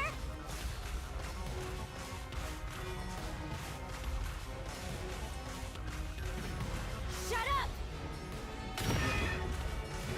Don't come any closer! I think I will. I did it all alone! I don't know about the others. Now they're trying to help each other? Come any closer! There's nothing connecting us. Yep, and then it's gonna be the picture of her. There it is. You're wrong! It is kind of sad when you think of it like that. Yeah. You did it! Great job! That's right. Here I go! And then jumpy jump? Shut up! Go away! Stop telling lies! Fake news. Leave me alone! Shut up! We had nothing to do with each other. Uh-huh. Yeah, this is sad because they're all like connected by their love for, you know, baby girl Aiko. Come on! What's going on here? I thought they hated each other. No, that probably isn't true. Huh? What do you mean by that? If you put together the 3 photos they each have, What? So they're all in the same picture? Oh, come the fuck on. the truth. A group photo of Aiko, Yoshiko, Waruna, and Kurone. No need for mercy. Let's do this, Master! Master! She said it like James Hetfield. No! No! No! Stay away! Stop messing with me! Oh no! Stop! Stop! Stop! Stop it!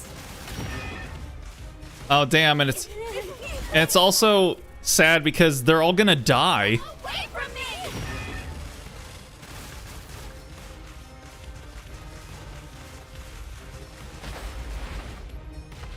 Please, go away! There is no bond between us! Uh-huh.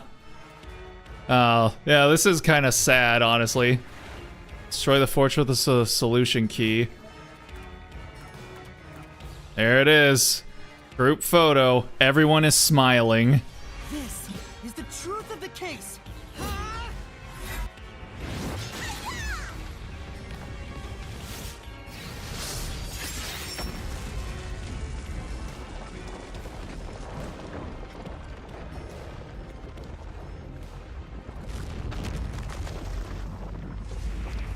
Dang. Well, now that now the school has lost all 4 of its like best or star actresses. This is just a guess, but you 3 weren't actually on bad terms with each other, were you? In fact, it was all an act to get revenge for Aiko. You all cherished the same picture with her. It was originally a single photo of you all together, with Aiko in the middle. You were all close friends. And when you connect the pictures together, everyone is there, smiling. So, why? Come on, we've got work to do before you get all sappy. Let's go. One more push and we'll be done with this labyrinth. We gotta put it all together. What would a hero do? A real defender of justice would defeat evil here and now and be done with it. But I'm no hero. All I want is the truth. And the truth is right here. So why go any further? Will solving this mystery really make anyone happy? Master, do you sympathize with them? That's not something a detective should do. Your job is to solve mysteries, isn't it? If so, you have to expose the truth. You have to prove it in a way anyone can understand and anyone can see. Detectives aren't defenders of justice, they're defenders of truth. Defenders of truth. A detective must never overlook a mystery. Any and all truths must be exposed. A detective must always prioritize solving a case.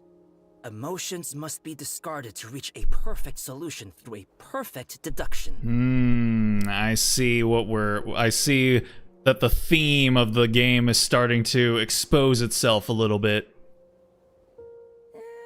It's easier said than done. Yuma, if you can't do it, I can take your place. No, I'll do it. I'll take responsibility. I'll see this through.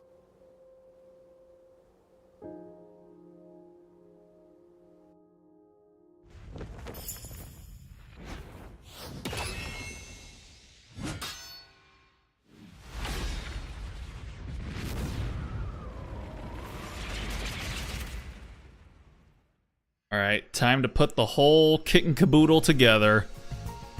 A silent curtain call. God, this really is only chapter 2? Jesus.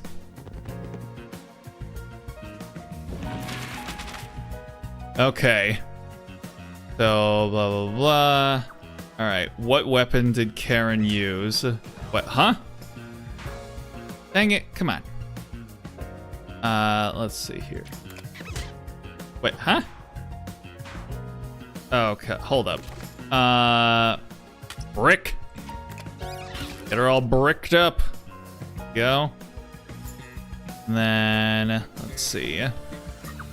What was Aiko's cause of death disguised as? Don't have that one yet, so... Which ones do I have? Glasses and script. Okay. Yeah. Let's see. What did Waruna do? Glasses are swapped. Okay. And then, let's see. What did Kurone use to guide Karen?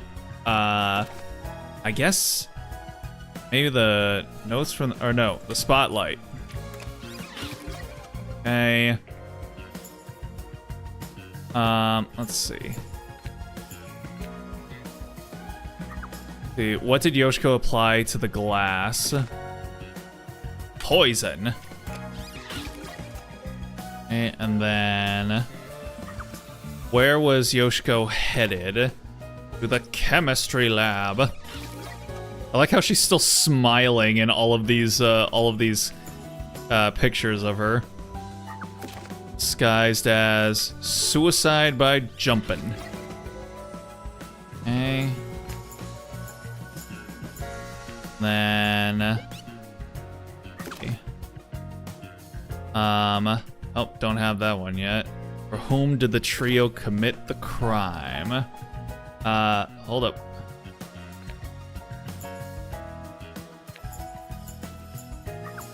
Where's the, hold up. Where's the, oh, here it is. Why did Karen take the poison glass? There we go. And then, for whom did the trio commit the crime? Aiko. There we go. Mystery unraveled.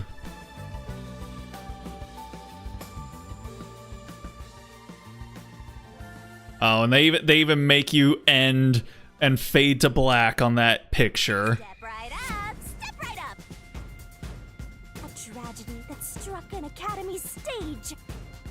The death of a high school girl casting a shadow over 4 bickering theater club members. Truth bombs are about to be dropped! Time for the deduction denouement! This case begins with Aiko's death 6 months ago. Aiko was thought to have committed suicide by jumping off the roof.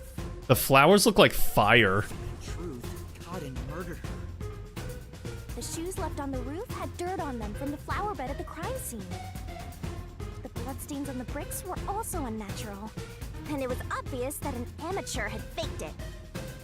If it wasn't a suicide, it would contradict Cotton's testimony. However, she didn't originally intend to kill Aiko. It was a crime of passion. So they got into an argument. Cotton saw red, then boom! Women are so scary. Yoshiko, Waruna, and Kurane probably realized the truth behind what happened. The 3 teamed up to avenge Aiko. They used the dress rehearsal to commit this crime. Regardless of the reason, getting together to plan a murder is pretty crazy. A little bit. Yoshiko and the audience Look at she's. bring the poisoned glass into the theater hall. Why does she have to look like that as she's doing it? Once unsealed, the poison is harmless after 30 minutes. So she went to the lab 15 minutes after the play began. That picture of her like smiling, just being like, it's gonna be my fucking paralysis demon.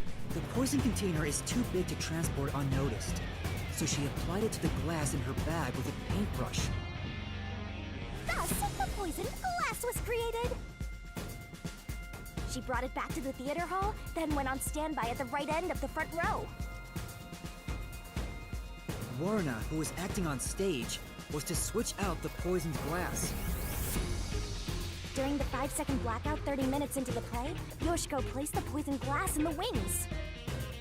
Waruna, on stage, retrieved it and hid it under her costume. Then, in the scene where she approaches the shelf, she exchanged the glass there with the poisoned one. Switching in the murder weapon on stage while everyone is watching?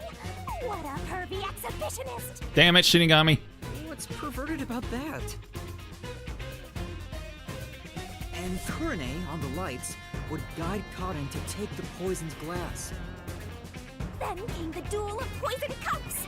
The 2 glasses on the shelf had juice poured into them. Cotton and Waruna shuffled them in a way the audience couldn't see. But Kurane, who was on the catwalk directly above the stage, saw exactly which glass held the poison. She confirmed the location of the poisoned glass and shone the spotlight on it first. Cotton drank from that glass 45 minutes after the start of the play. Winner, winner! Poisoning complete! That was so long! Good job! Kurane told Cotton of a change in stage direction, where the victim was to take the glass the spotlight hits first. Uh-huh. Cotton followed this instruction to take the poisoned one.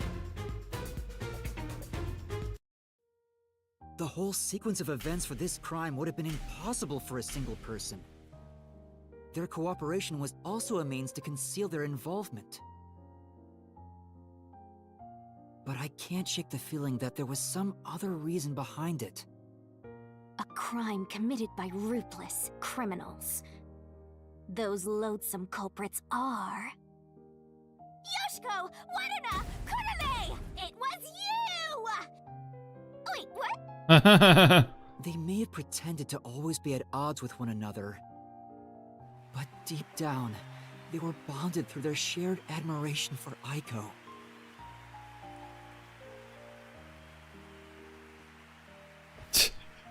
Shinigami's like, bro, we were supposed to do our thing.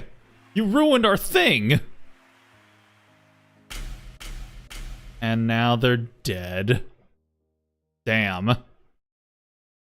That does kind of leave a bad taste in your mouth. That's my answer! Oof, there they go.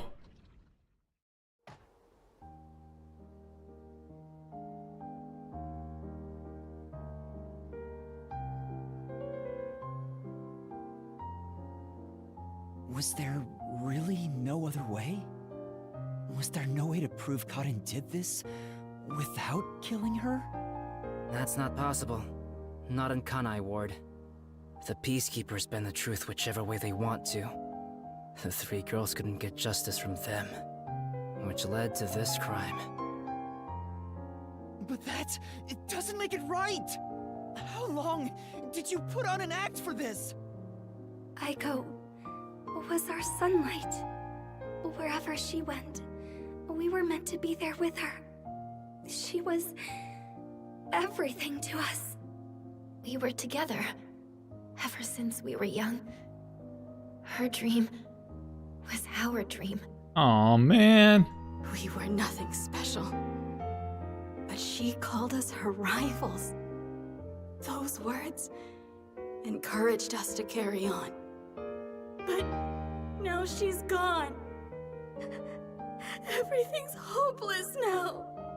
The three of us investigated Aiko's death. I used my parents' connections to view top-secret case files. But no matter what we did, the Peacekeepers refused to reopen the case. Because Cotton's father is a big shot at Amaterasu Corporation. Oh, corpo cringe. That's why we had to do it ourselves. We wanted revenge. Oh, look at that. The system forcing people into situations that they didn't want to originally be in, but because of its own incompetence, they feel forced to, and then the system punishes them for being forced into the situations that it forced them into. Luckily this is fiction and not anything even remotely resembling reality. Revenge became everything for us. And to get it, we pretended to fight amongst ourselves. We are actors, after all. But we don't have to anymore, right? We don't have to keep this up. Oof. We put on quite a show. Didn't we, Aiko? Aww.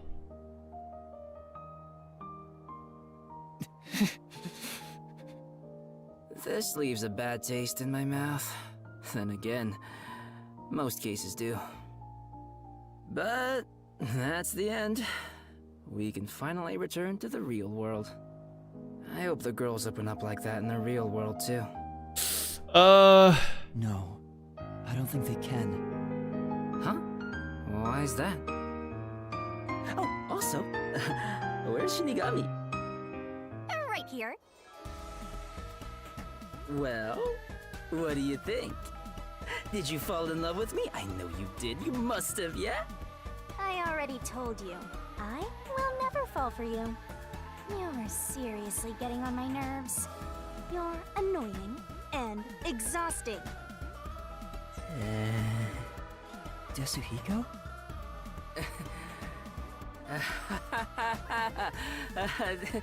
Did you think I was serious? Oh, is he really pulling that card? Is he really pulling the, oh yeah, well, you know what? You're fucking ugly anyway, bitch. Just, like anyone would want to fuck you, you stupid dumbass whore. I was just testing the bond between you two. Our bond? It's more like a curse, at least to me. Right. I was just testing. I wasn't serious at all. I do love that. That is literally every single dude who like DMs a woman on Twitter, and then when she doesn't show any interest, they immediately just start going like, yeah, whatever, man. I didn't care. You fucking ugly anyway. I wasn't serious at all, bro. Like behind tears on their phone. I didn't get rejected, okay? I didn't. All right. Just calm down. Anyway, let's do it. exterminate the souls of the true culprits and destroy the Mystery Labyrinth. Wait, Shinigami, do we really have to do this? I mean, They're murderers. The reason why doesn't matter. I make my living reaping the souls of criminals. Because I'm Shinigami. Oh boy. Surging bloodlust. Overflowing despair. Nice angle. The brilliant soul of Shinigami shall expunge this cursed case. Death to all deplorables. Ruin to the vile Mystery Labyrinth.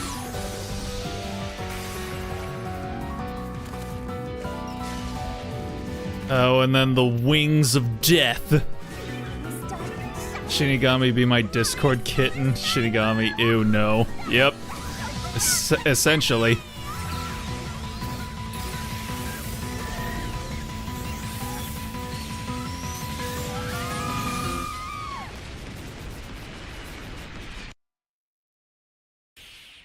God damn, girl. You could have been a little bit more gentle with them.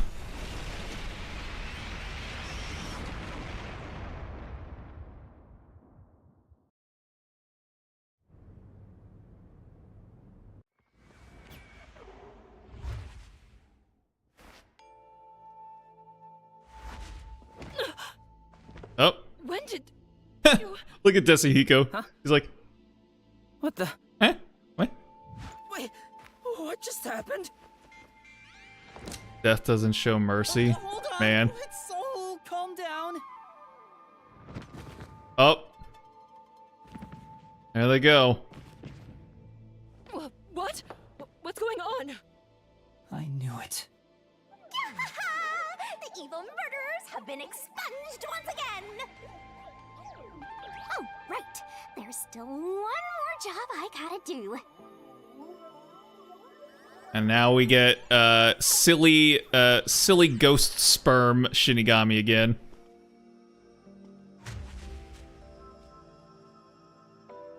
Excuse me, everyone. The culprits behind this incident were Waruna, Kurne, and myself. All three of us conspired to poison Cotton. The way we got her to ingest the poison was...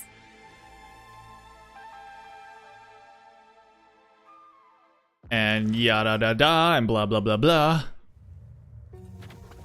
And then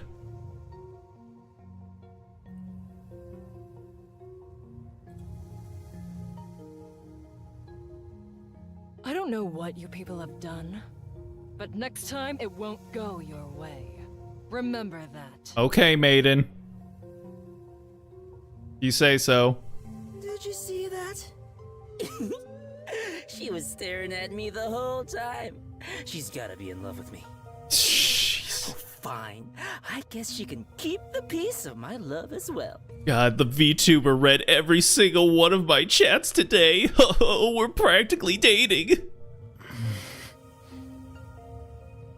Hey, what's got you so down? All three of them just died out of nowhere. Nobody's to blame for that. There's no reason for either of us to feel guilty.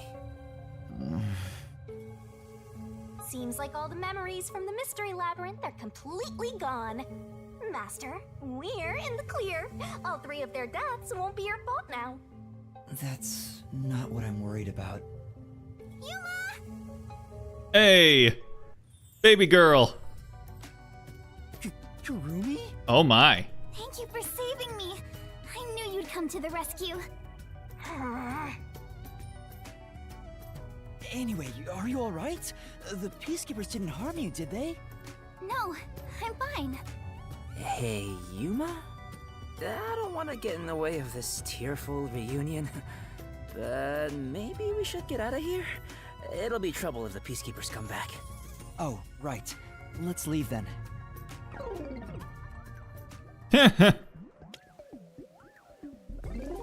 Is Shinigami getting frustrated? No, not her. Never. Absolutely not. What gave you that idea? go on ahead to the agency and put in a good word for you. I don't really get how it all ended, but I have a hunch. I doubt your hunch is anywhere close to the truth. Yuma, you did all the work, right? Huh, guess he's got good intuition. Looks like I won't be calling you Rookie from here on out. Let's keep working together, my man. Mind your manners as you walk your girl home.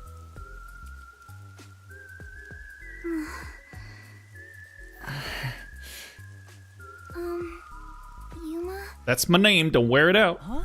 What is it? This tension. Don't tell me. Is this where they make babies? Hey, yo! Did something happen?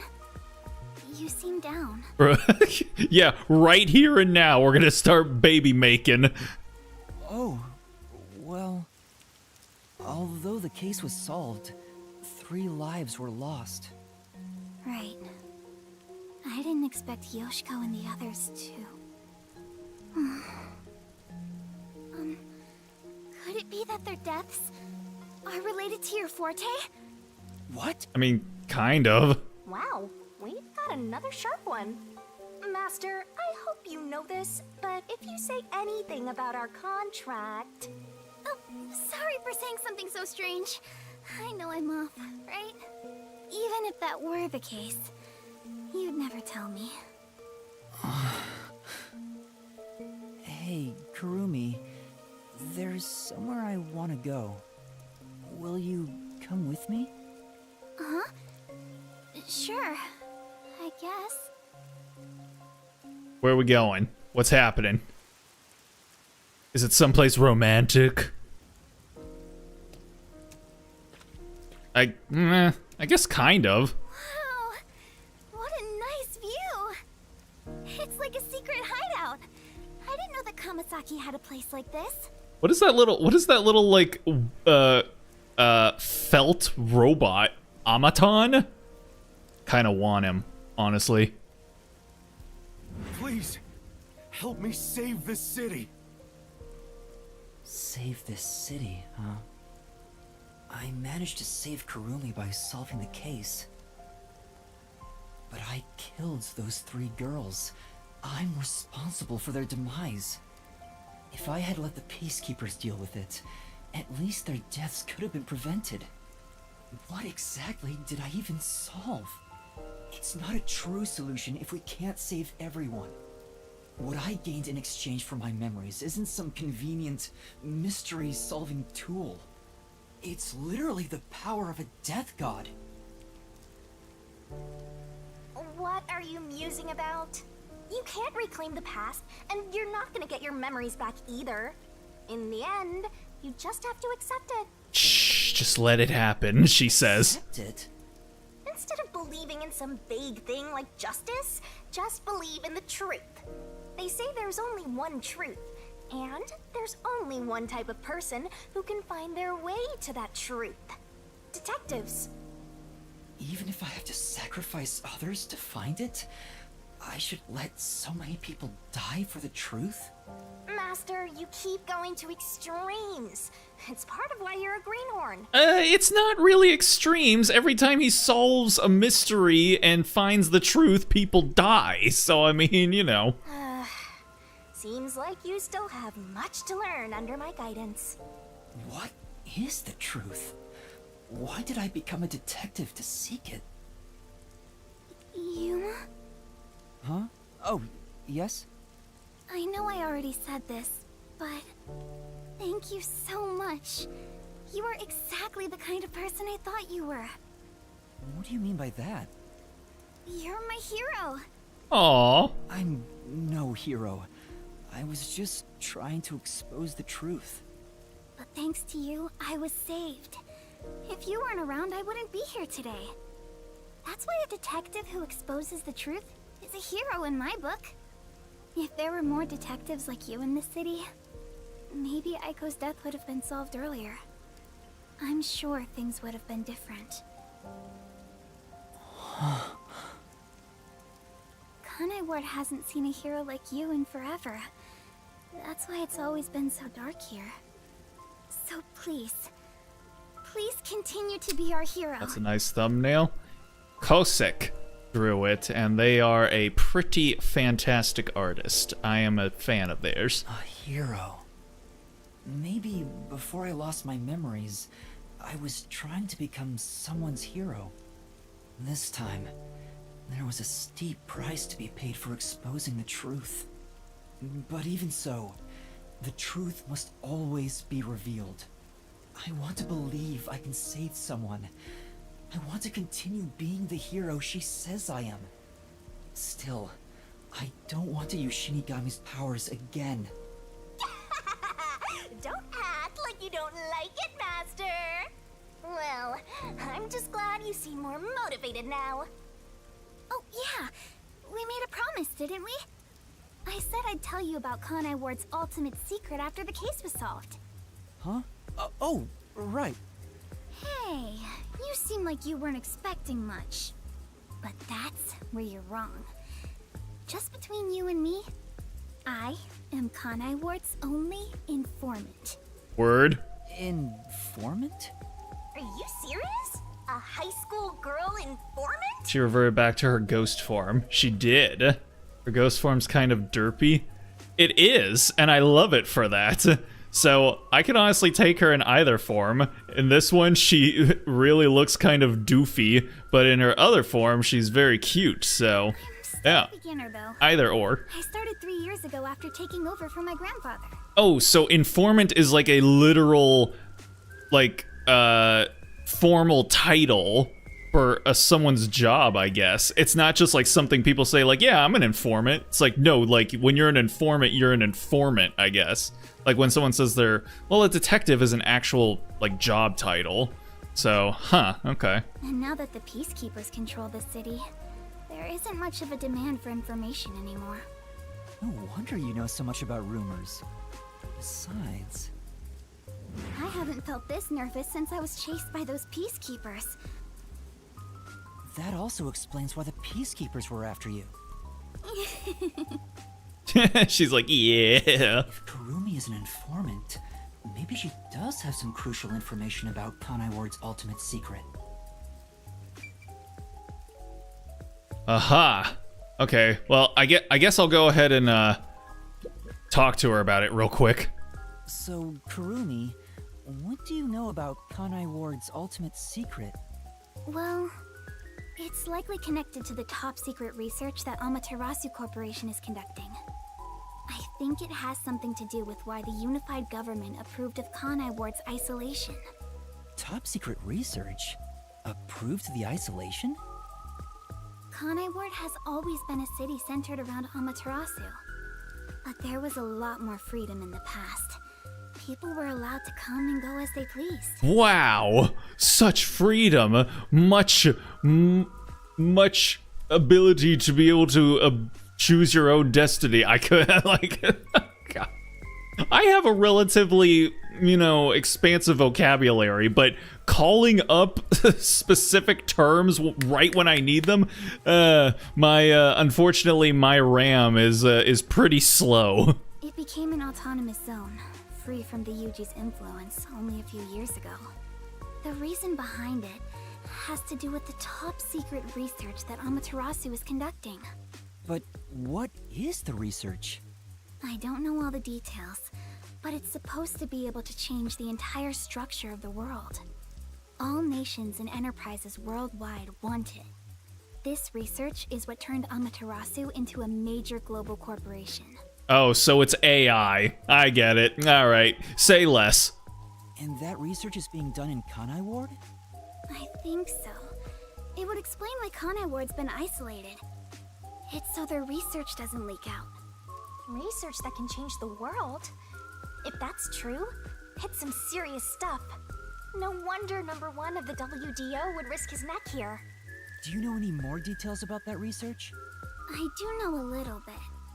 Grandpa risked his life to obtain one piece of confidential information about Amaterasu Corp. Was that a motherfucking One Piece reference? And I believe that somehow, it has to be related. What do you mean? Research to create a homunculus. an immortal monster. Oh yeah, it is AI.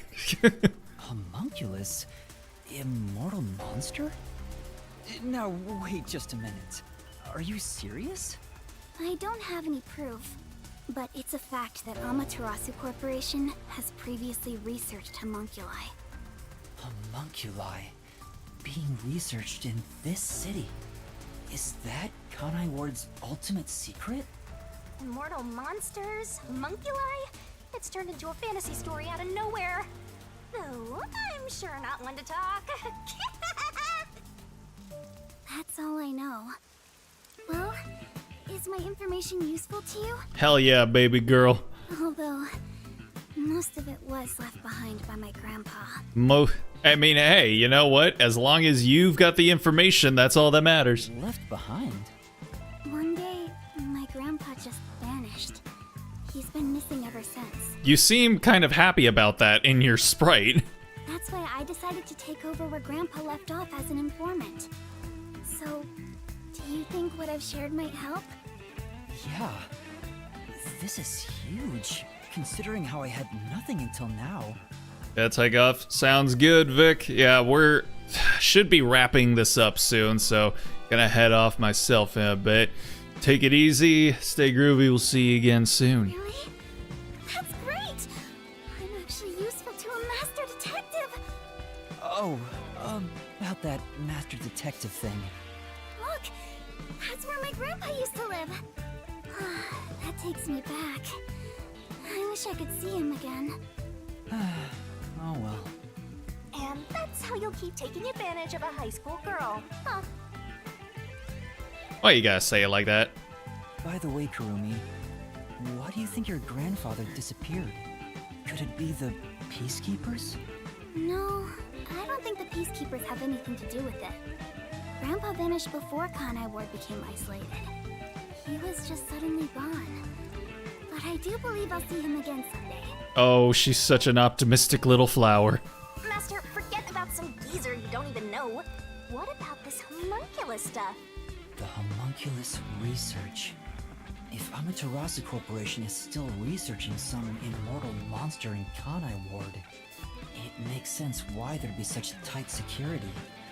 They fear the secret leaking to the outside world. God damn, the fucking BGM is just rocking out in the background, just fucking shredding while we're just like contemplating here. Maybe it even has something to do with the great global mystery that number 1 mentioned. Speaking of which, what could the great global mystery be anyway? There's too much stuff we don't know, but you're one step ahead of the other detectives now, yeah? Guess that flat-chested Uggo is kinda useful. Hell yeah. Maybe I should stop calling her Uggo now. I'll just call her Flat. Still gonna hold on to that, huh? I guess this is technically an improvement. You're gonna keep this info to yourself, right? It'll help you get ahead of the other master detectives. But we're a team, bro. Teamwork makes the dream work. No, I'll report this to everyone. This isn't something I can deal with alone. Yeah. Ugh, how lame. Couldn't you strike a pose and shout something like, "I'm coming for you, Amaterasu"? That's not my role. All I can do is investigate Kanai Ward's ultimate secret just a little bit further.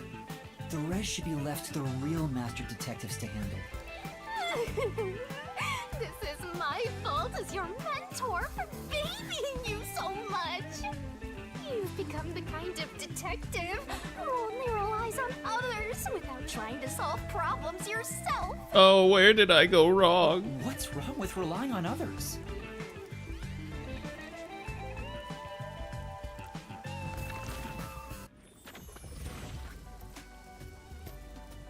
All right, are we wrapping it up soon? So much for today. The pleasure is all mine. This was all in a single day? God damn. I'm kinda hungry. Maybe I should go buy a meat bun on the way home. You mean like we were supposed to buy for the chief and now he's literally died from starvation? You like those meat buns too, huh? Yes, I love them. I eat at least one every 2 days. They're kind of the comfort food of Kanai Ward. It's like I'm instinctively drawn to them. Oh, would you like to join me, Yuma? No thanks, I'll pass. I see. Damn. Bro, come on. Learn to read the room. Will we meet again? Oh, hell yeah. Huh? Yeah, of course. That's great! If you ever need any information, you can count on me. See you later. Bro, get them digits! Oh, you fucking... Hope she's okay on her own. You fucking weak sauce. I couldn't bring myself to say, I'll walk you home. Just say it. What are you, 12? You sure you don't want to go back to the agency? Weren't you running an errand a while ago? You're right! Oh no, I better hurry back. Uh-huh. Yeah, no, he's dead. Don't even bother, Yuma. Bro's dead.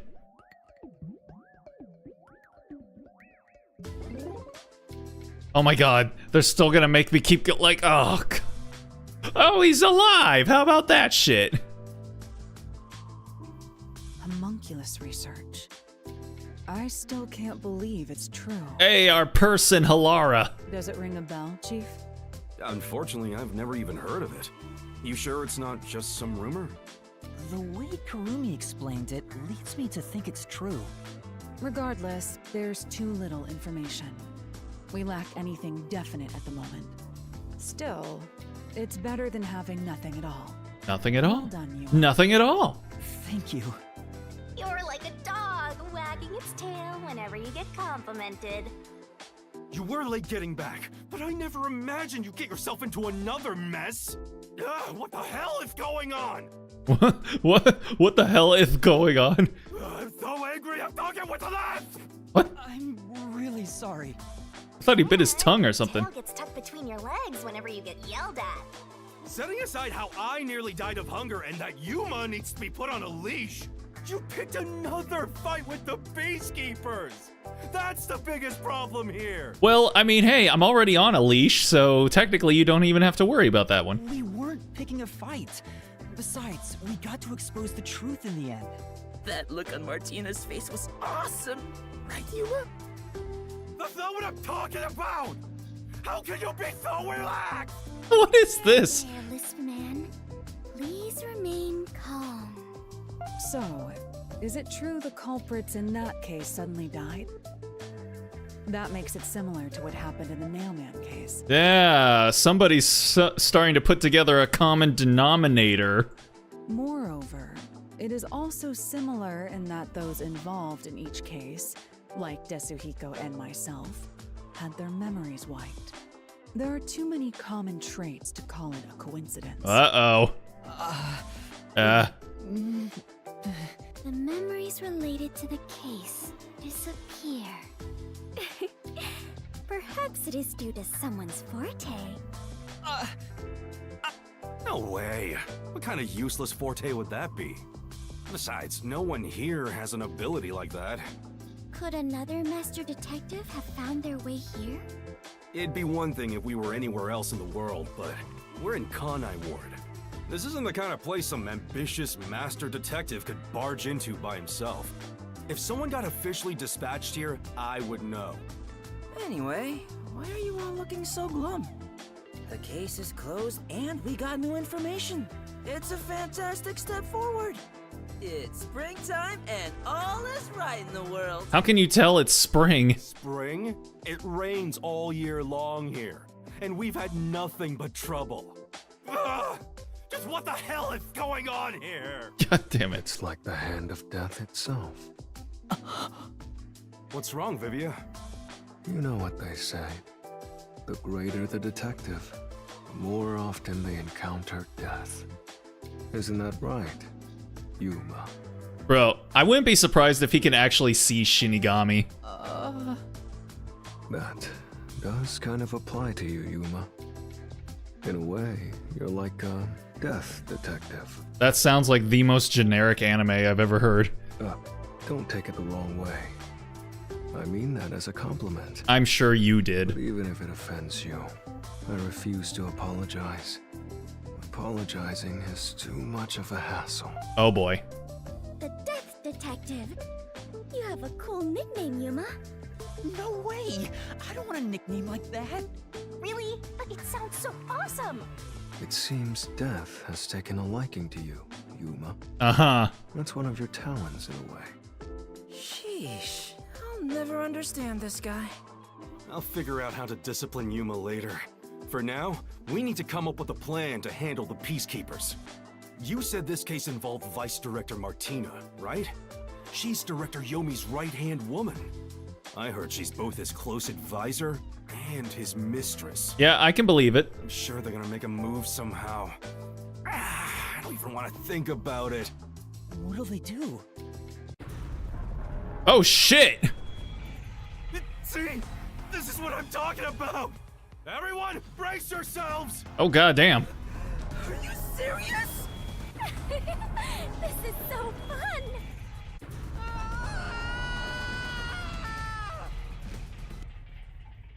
And we're dead? The agency is sinking. Well, wasn't expecting that. Is everyone? Somebody help.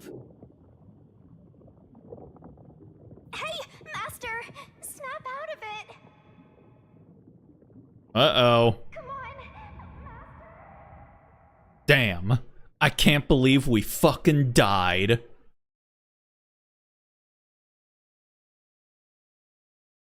Huh? Kaboom! Oh, it sank, all right.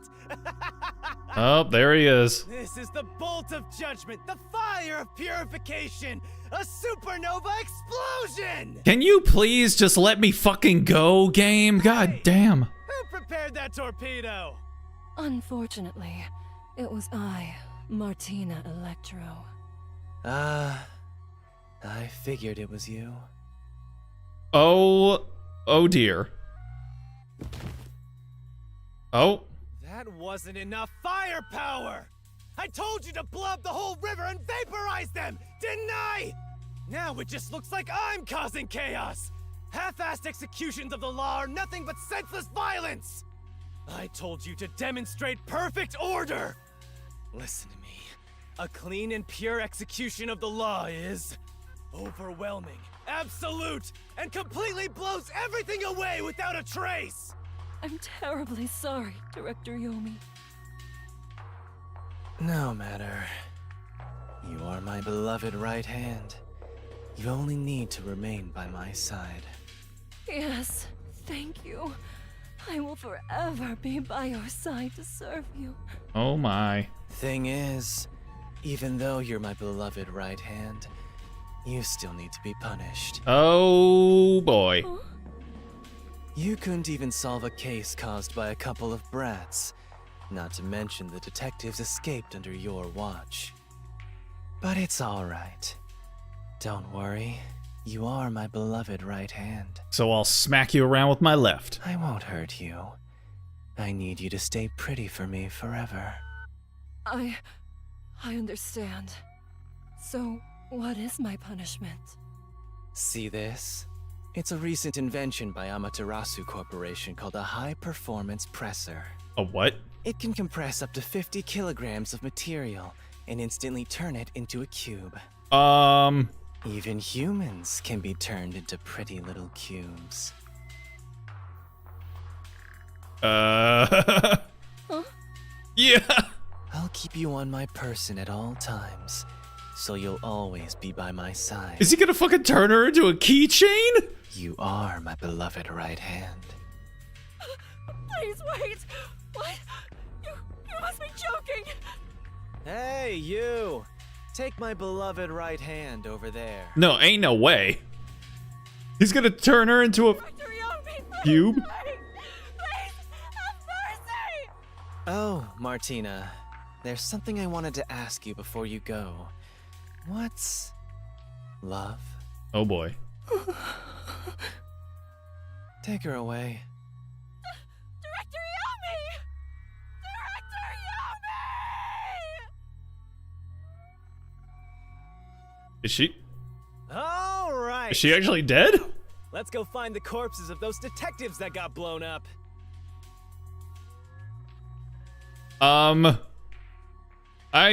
Well then. Jesus. God damn. Are you for real? Let me go! Good day, sir. What's that? You don't know? I guess not, since you're still new. That's number 1, the leader of the World Detective Organization. Is this... That's him? I had no idea. Whose memories is this? That high up here underground. Is that Yuma?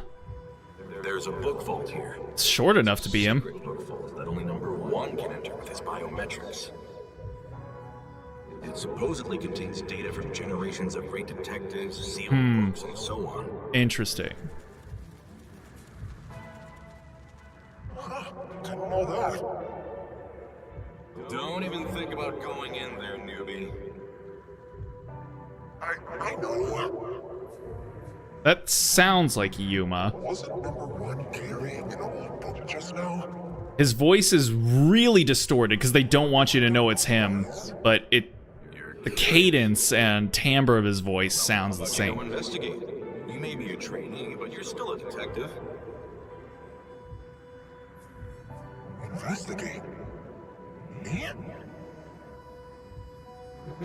Kidding. Don't take it so seriously, Yuma. Oh, yep.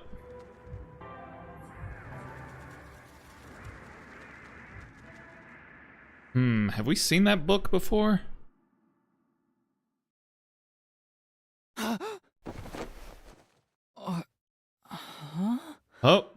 Oh my. Where the hell are we? Wait, where am I? Beats the hell out of me. But weren't you by my side the whole time? Don't you know what happened to us? Like that time back at the Amaterasu Express. I was only able to stay awake back then because we just made the pact and we weren't fully synchronized yet. But that didn't work this time. When you lose consciousness, my vision also goes dark. Actually, do you remember drifting in the river after the explosion? You almost died.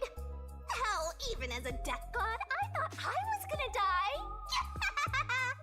This is no laughing matter. Anyway, because your biological activity stabilized, I was also able to wake up. Everything's a-okay so far. Now, let's go find out where we are. I want to go exploring so bad, my eyes are watering. That's a bit dramatic. Okay, please, yes. Where are we? Okay. Let's check things out for now. Thank God. All right. Let's go ahead and save it there. Yes, sir. Okay, now we can finally go ahead and call it quits. Alrighty, so we'll call it there for the evening. God damn, I forgot, like, Spike Chunsoft games, like, if you give them an inch, they'll go a mile. Like, that's always a risky run when playing Spike Chunsoft games. Like, they could potentially go for an extra, like, 30 to 40 minutes, or even an hour in this case, so, yeah, alright, well, with that said, I will call it there for the evening. So I want to thank anyone that decided to stop in to check out the stream, even for just a minute or two. Always appreciate it. No stream tomorrow, but on Thursday, we'll be playing some more Rain Code. We'll finally find out where it is that we ended up, and it shouldn't take as long as this time did. So if you want to know when that'll be happening, go ahead and follow my Blue Sky, subscribe, or follow, and you'll know when we go live. But for tonight, that's going to go ahead and do it for me. So with all that being said, I hope you guys have yourselves a good night, a good day, a good morning, wherever it might be for you. Hopefully y'all have yourselves a good hump day tomorrow, a good Wednesday, and with any luck, I will hopefully see y'all on Thursday. So until then, stay groovy, everybody.